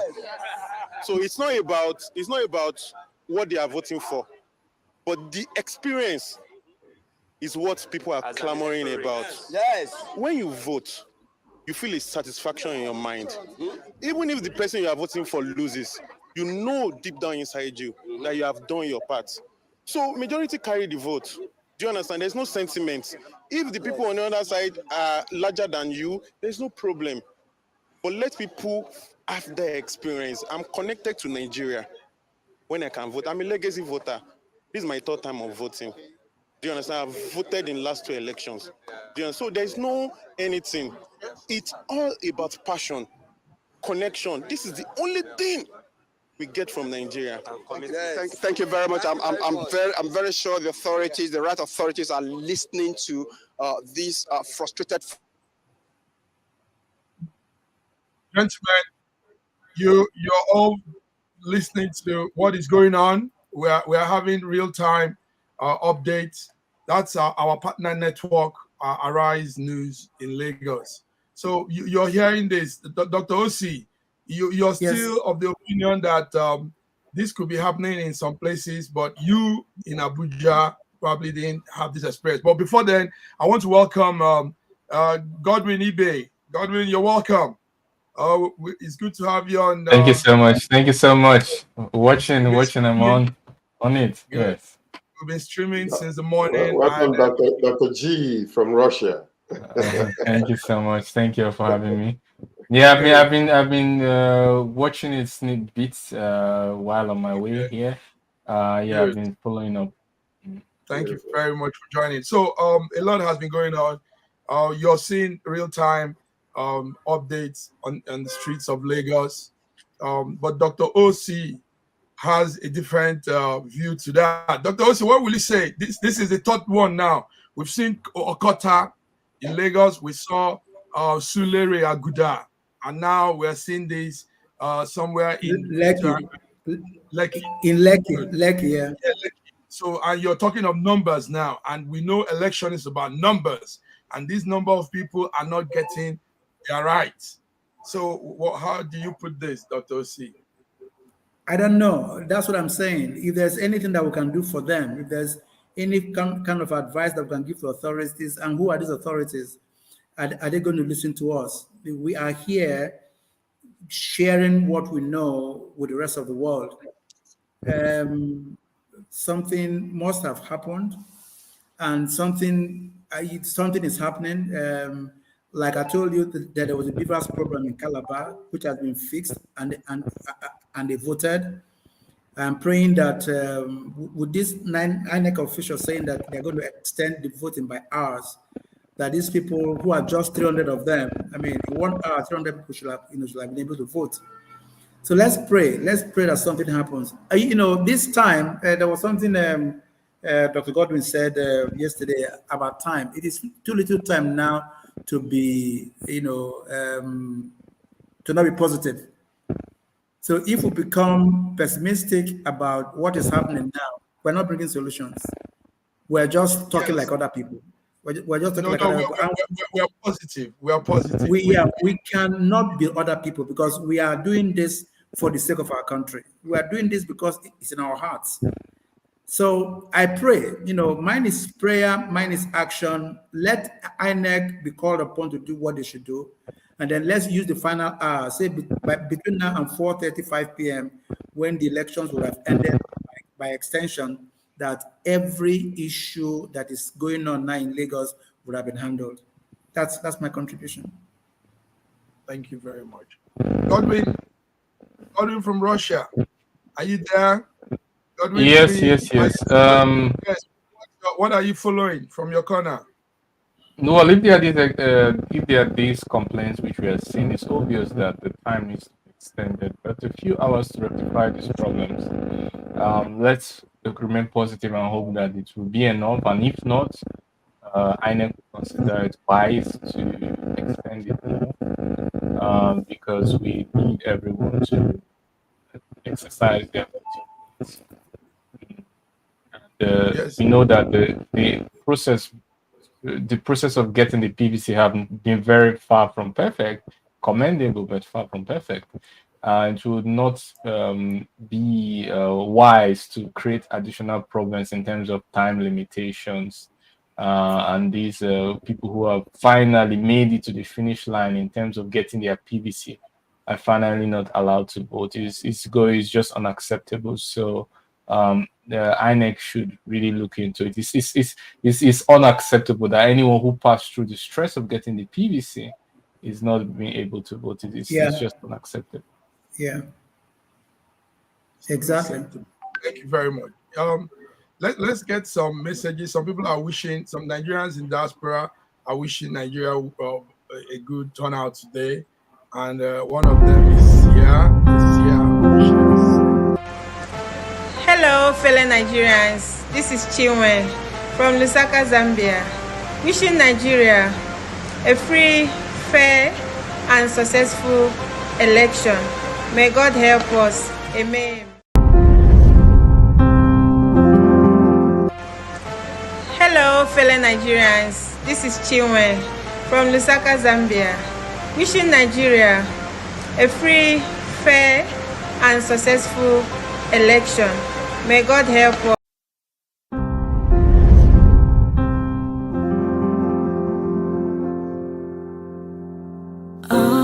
Arise, oh, compatriots, Nigeria's call, obey to serve our fatherland with love and strength and faith.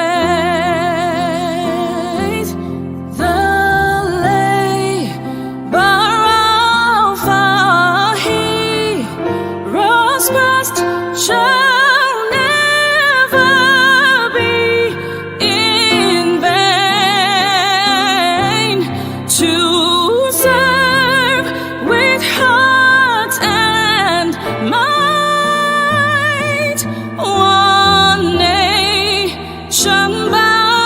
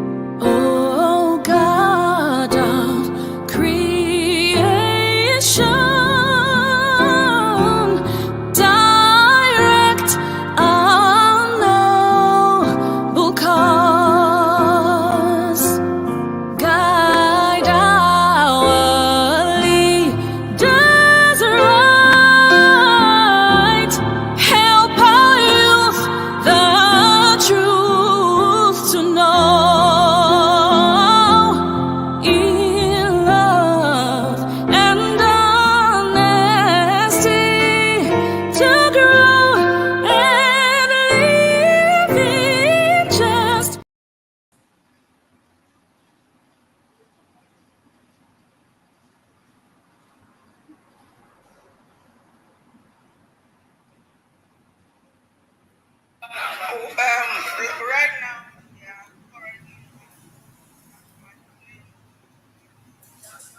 Can you hear me? Can hear Yes, you. yes, Godwin. Oh, good. Sorry for I that. can hear you. Uh, yes. There are more real-time updates. The partner network is sending to me, but like you said, we don't want to hear too many of the same complaint. What we want to hope is a remedy solution to all of this. There is still time, and INEC has the right to also elongate the time frame for those areas that have not been voted. So, but we were talking on something, Dr. OC. You were talking on democracy, and we were saying, has it really worked in in Africa, in Nigeria, Dr. Godwin? There was a discussion going on earlier, and we were talking of leadership, governance, and democracy. I mean, democracy has done well in the Western world. It has done so well in some places in the Western world. In some places, though, but in Africa, it has become a leadership by some people for their own people. You know, it's not really for the people, for the masses, the citizens. It's just a clique of people, a group of people that has enjoyed all of the democracy in Africa. I mean, Nigeria is a case where we have the bourgeois, those that have really held on to power for their own benefit, their own gain, their own, you know. So has it really worked? Is this thing really working? Will it work, Dr. Godwin? Mhm. A great question. Has it worked? Um, mm, I would say not really. It hasn't worked. It's far very. Let me not say it hasn't worked. I'd rather say it's far from achieving its potential. Far from achieving its potential because we still have some basic problems with democracy, fundamental problems. First of all, is it really democracy? Do what is the till before I'm speaking before the election, so don't take I'm not speaking about this particular election, I'm speaking about historical, and there's no aim to discourage anybody. Let's get that straight. Now, historically, there are some problem with the fundamentals. The first one is, do the people believe in the system of voting? Number one. Number two, do they believe in the system of governance? That's in the governance. Do the average man think that the government was really by the people and is really for the people? I think these are the definitions of democracy. It's democracy of the people, yeah, by the people, for the people. So let's take away the of the people, because we know well it's self-evident that the government is ruling over the people. But the part for the people and by the people, do the people think that the government was chosen by the people, and do they think it's for the people? If there are questions, if an average person doesn't believe that, then there's a lot that needs to be done. Then also we talk about the constitution and federalization, and the regions. Do they feel that they are well represented on a governmental level? Is the constitution seen as fit for purpose in terms of overseeing the affairs of Nigeria? There's still lots of questions. There's still lots of questions. I believe so many people will agree, or constantly argue that the constitution definitely needs to be adjusted to represent the regions well. And then the other usual problems in terms of how accessible is corruption. Corruption is everywhere, even in the democratic established countries. If we take one of the oldest democracies in the world, let's say the United States, for example, there are also people who don't believe the January 6th, the election, the last presidential election was fair. There's so many, well, that's why so many people were there on January 6th, and they have a January 6th probe. So democracy is an evolving thing. Um, it's an evolving thing, and it's far in the case of Nigeria, it's very far from achieving its potential, and it has to do with its sensitization and addressing those fundamental challenges so that a tyrant, a maniac, a very corrupt person will still be limited in what he can do. And also, many of these things stand from patriotism, really. A lot of people are after their selfish interest and really just about their themselves and their family. Like the idea of Nigeria, like, you know, I'm Nigerian for Nigeria. I'm so proud of my, I want the best for my country. No, I'm just trying to, I really want anywhere what you call the name Nigeria. People tremble, people, you know, really say, yeah, yeah, yeah, they give you, they accord you some respect. The group identity is flourishing. This is something that you don't really see so much. You know, I give example of Russia, for example.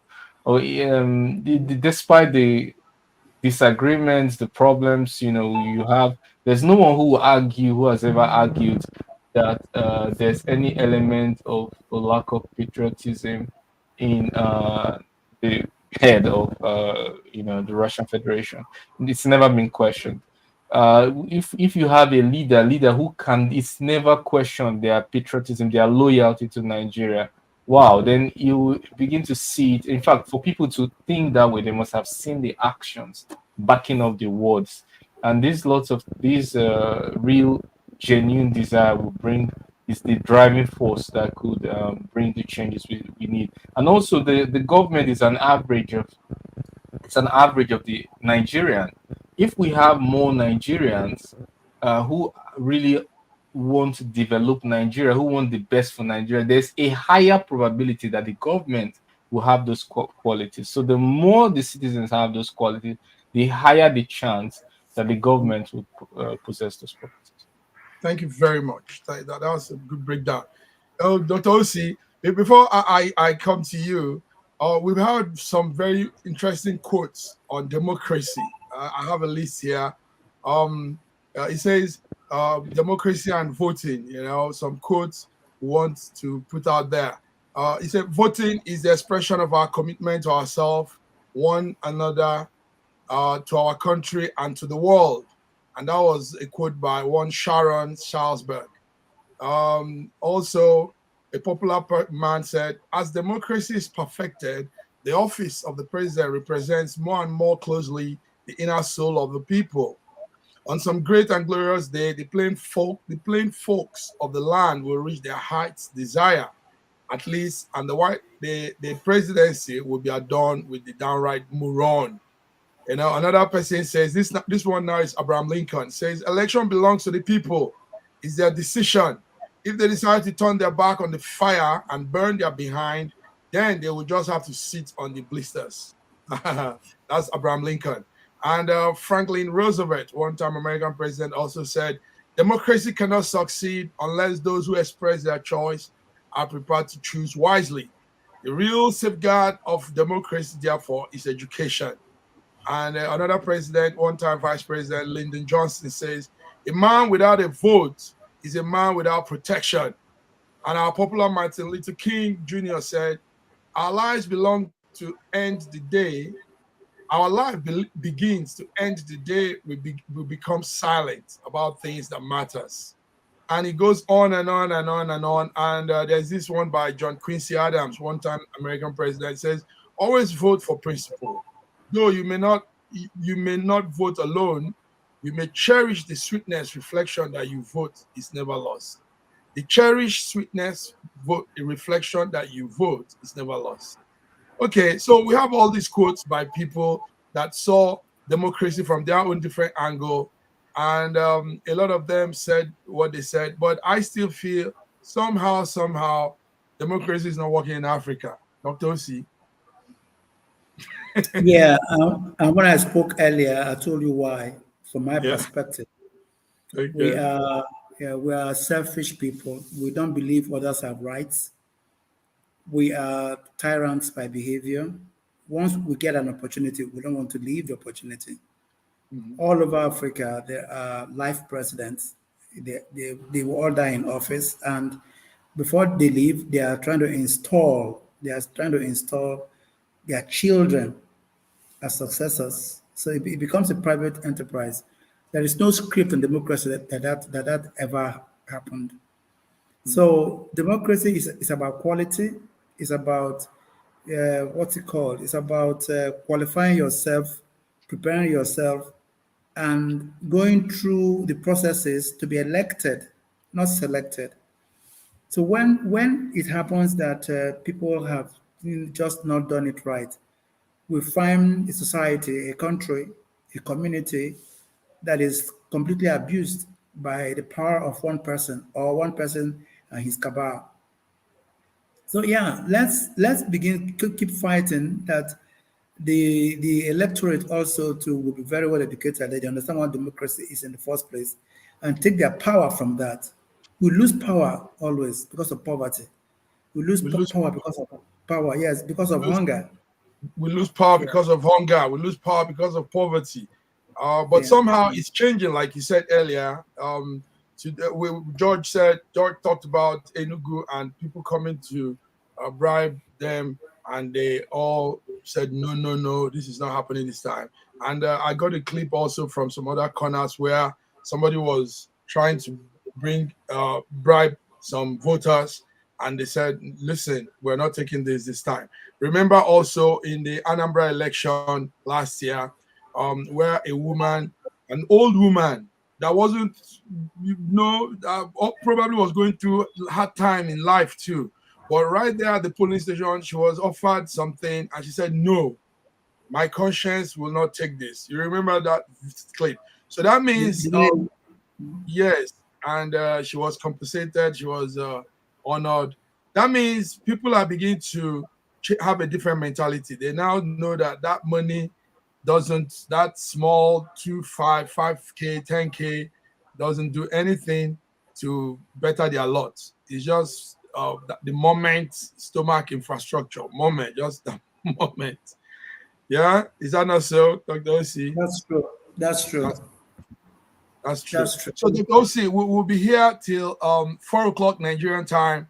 We'll take a break and we'll come back to round up the day till the night when we'll be hearing the results and all that has happened. So, but while we're still here, let's listen to more updates from the partner station, Arise station. Yeah. Sorry. How long do you expect it to last? Yeah, no, we'll be here all day, Big Brother. We'll be here all day, eBay. But we'll take a break by 4 o'clock. That will be 6 o'clock your time. 6 o'clock Russia time. We'll take a break, a 1 hour break, and we'll come back exactly 7 o'clock your time. And we'll run all through till tomorrow morning if you guys have the energy. I have the energy. I'm drinking coffee and I'm taking coffee. Can I say something that might not be palatable? I'm out of power. Oh dear. There's been no power since last night, and I have used my alternative power. It has drained. I can't ask my staff to go buy me petrol because there's nowhere to buy petrol today. Oh. So yeah, in the next 6 minutes, because I'm timing. You can see me. I've been looking sideways. Yes. In the last 10 minutes, I'm timing myself, looking at what will happen. Yeah. I'm sorry anyway, about. No, it's okay. Listen, this is the Nigerian thing we're trying to end, and hopefully it will end today. Exactly. Now, listen to this, gentlemen. We'll be having very good views since the morning. Right about now, we have 17,000 people watching you. 17. So people are hungry for updates. People are hungry, but they want to know what's going on. And majority of these 17,000 are probably Nigerians in the diaspora and from other parts of the world too. So we'll need to give them the updates, and we'll be doing just that. Thank you very much, Dr. Osi. We understand what it is. We know it's an issue. We know those things, and that's why we want to end it, because we are capable of ending it. Electricity not being available in Nigeria is a sub story. They have made it a luxury. Yes, no, it's a sub story. We can't be in 2023 and we're talking of no electricity. It's unheard of. It's absurd. It's everything ridiculous. Whatever terminology you want to use. So this will end. I mean, we are human. Nigerians are human like every other people. We are creative, dynamic people, and a little of the effort from the government, we are ready to blow up and take the world to the next stage. So we understand what you're going through, and we know how it is. In fact, you guys are really, really resilient. When we talk of resiliency, it is the average Nigerians like you, Dr. Osi, because I can't pull through in that situation. I tell you, I'll probably just go out and bang my head on the wall, because how do you stay without electricity? You know, and I mean, but we appreciate you guys. We appreciate you guys. So comments are coming in. Somebody is writing this here. He says, Nigerian democracy cannot work for a simple reason. Nigeria is a nation of many nations, and we have not come together to define us as one nation. Dr. Osi, before you go, what will you say? That comment. I think it's correct, because somebody yesterday was telling me that if you look at this election now, we are three countries running: the southeast country, the southwest country, and the north country. So it's like the Igbo country, Yoruba country, and Hausa Fulani country. Exactly what the young man is talking. So until we come together and call ourselves one, we cannot get democracy right, because democracy is about one country, not about multiple interests. If you have a party, stay in your party based on ideology, not by your personal definition of the party. If it doesn't come your way, you jump boat. You jump ship. You go to the next party. If that one is not working out for you, you jump ship and go to the next party. No, that's not democracy. Democracy has its own scripts and its own rules of engagement. If we don't work by the rules of engagement, then we're done. Like Dr. Godwin said, Africa has been difficult to practice democracy just for that simple reason. We don't believe in rules. The rules of engagement are there, but we can't follow the rules. The rules of engagement are there, but we can't follow the rules. Let's go hit up with the partner network. I think it's still the crisis in Okota, Lagos. This is live coverage. Okota is still having that problem. People have still not been able to vote in different franchise, so that the process will be fast. They are not happy Okay, about so it. we will also have to hear from the INEC officials. So many accusations have been channeled towards them that they are not fast enough.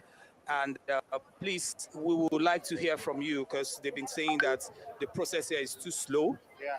And I don't know why. Are you having any challenge that you can tell us so that we find a solution to it?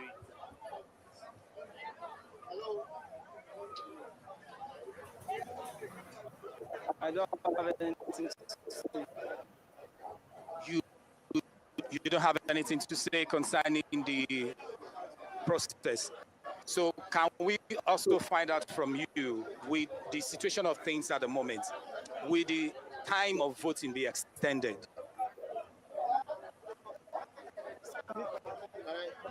Okay.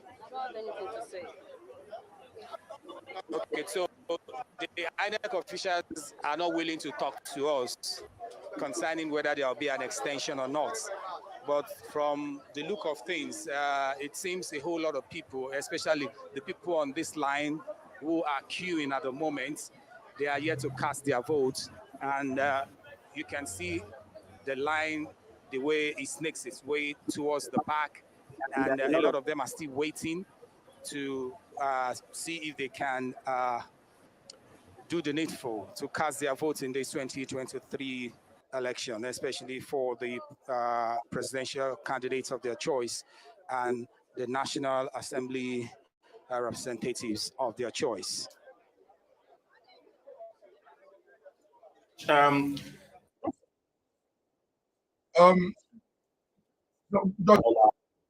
Godwin, let's round up with you. You're seeing what is happening there in Okota. Okota is a part of Lagos, and I know Okota very well.